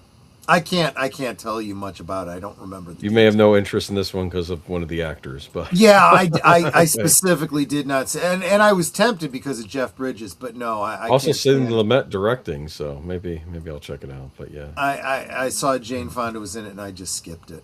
Right. Yeah, and this is back in '86. I actually had that conviction back in '86. Never even heard of this one. John Lithgow, Jodie Foster, Mesmerized. I can't believe a movie that Jodie Foster was in back in '86 that I didn't see. I didn't know about it. I don't think I remember ever hearing about it. I think I had a huge crush on Jodie Foster. Sure. You know, now looking back, I'm like, you know, if I'd had any gaydar, I'd have known. Well, but I don't think any of us did back then. But yeah, true. Like I do now. Anyway, I guess you start to get more sensitized to it these days. Maybe. All right. Wisdom. I point this out because apparently it was the screen debut of Emilio Estevez, also as Demi Moore in it. Yes, did see this movie because Demi Moore, but I don't remember the details. I don't. Okay. Unfortunately, there was a lot of movies I saw in '86. I saw them once. They didn't stick in my head, so I'm not saying it was a bad movie. I'm just saying it wasn't so good that I remember it right now. You gotcha. Okay. Netter, any thoughts on this?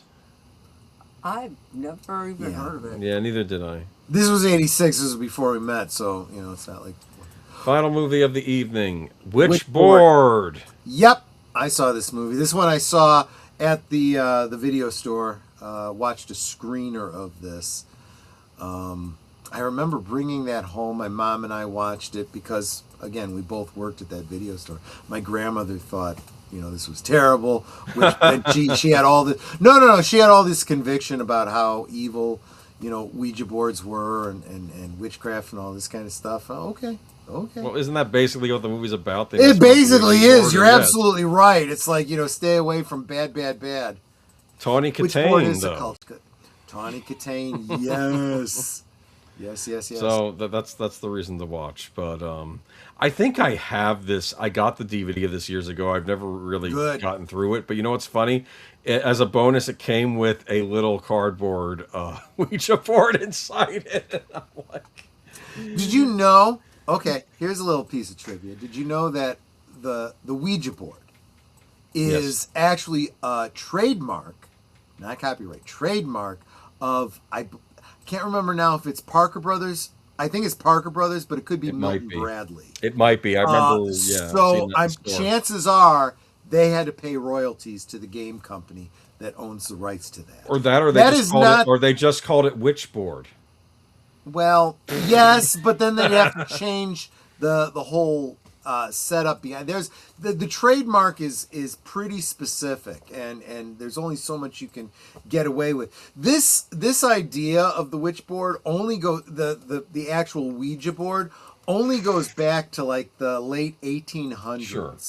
During And that whole again, medium it was craze. put out by out by Parker Brothers as a game. And it was, I mean, I could explain the science behind how it actually works, but yeah, it was real big with mediums and stuff back in the Victorian era, and but yeah, it's not as old as people think it is. They think it goes back to some sort of antiquity or something like that. No, only about the late 1800s, early 1900s. Oh, we're done? Okay. Yes. Well, it's late. I got to get going. Yeah, You just shut the stream down, or you want me to kick around for a little bit? I can if you need me to. No, I'm going to wrap it up anyway. Just real quick, of course, we've got last call. We've got what's your show that we Geeky Geezers on Sunday. Geeky We're going to talk more gaming crap. I mean the current industry. Actually, some interesting Lego news this weekend, though. That's not so bad. A couple of iconic television series are getting Lego sets coming soon. Everyone that can license is getting licensed. That's true. One from the 60s, one from the 90s. I think you'll really appreciate one of them. Okay. Yep. So we'll talk about that and, on Sunday. Yeah. Members, get over to my my posts on here in the community tab. Vote for your favorite Sam Neill film. If you don't pick my favorite, you'll be watching that the following Monday.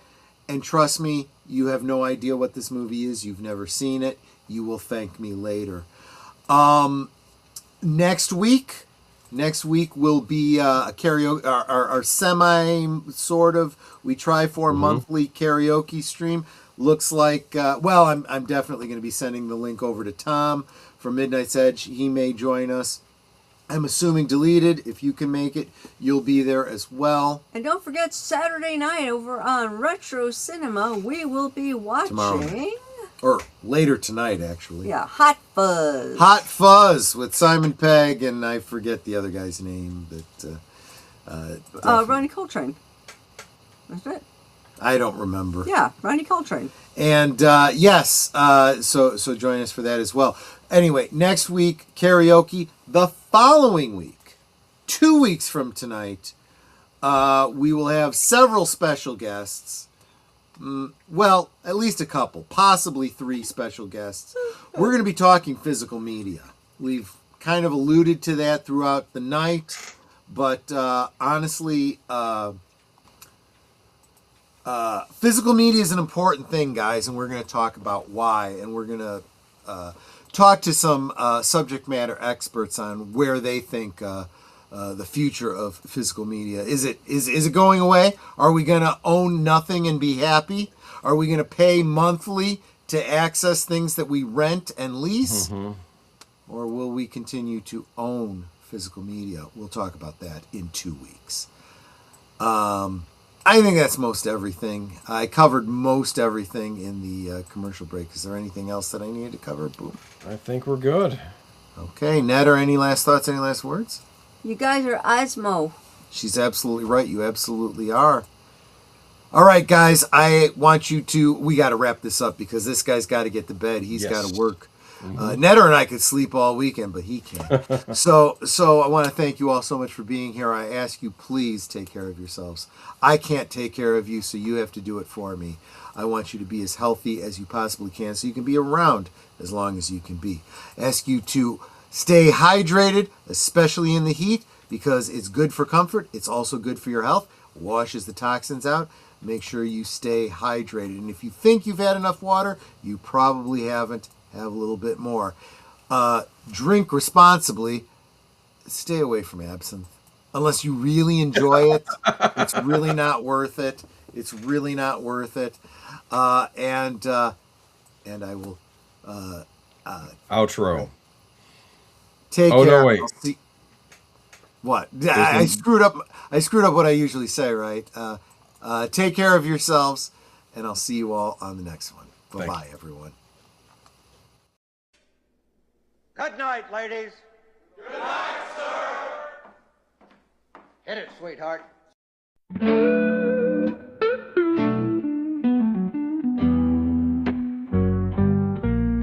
The neon lights are fading, closing time is near.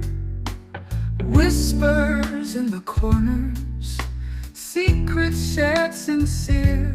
The bartender's polishing the final glass.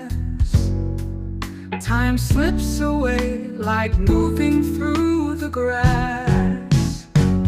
Last call for alcohol, make your dreams come true. One more round, friends, from me and you. Let's toast to the night, to the stories we've spun. Here's to the laughter and to what's begun. The shadows are dancing as we linger still.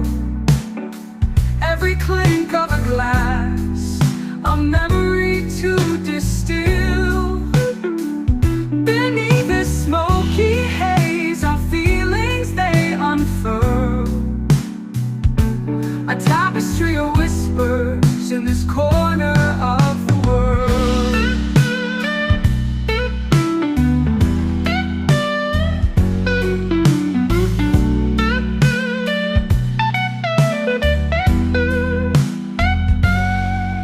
The jukebox serenades us with a final tune, crooning to the lonely and the lovers under the moon. With every soft note, the end draws ever near. But in this fleeting moment, there's nothing to fear. Last call for alcohol, make your dreams come true.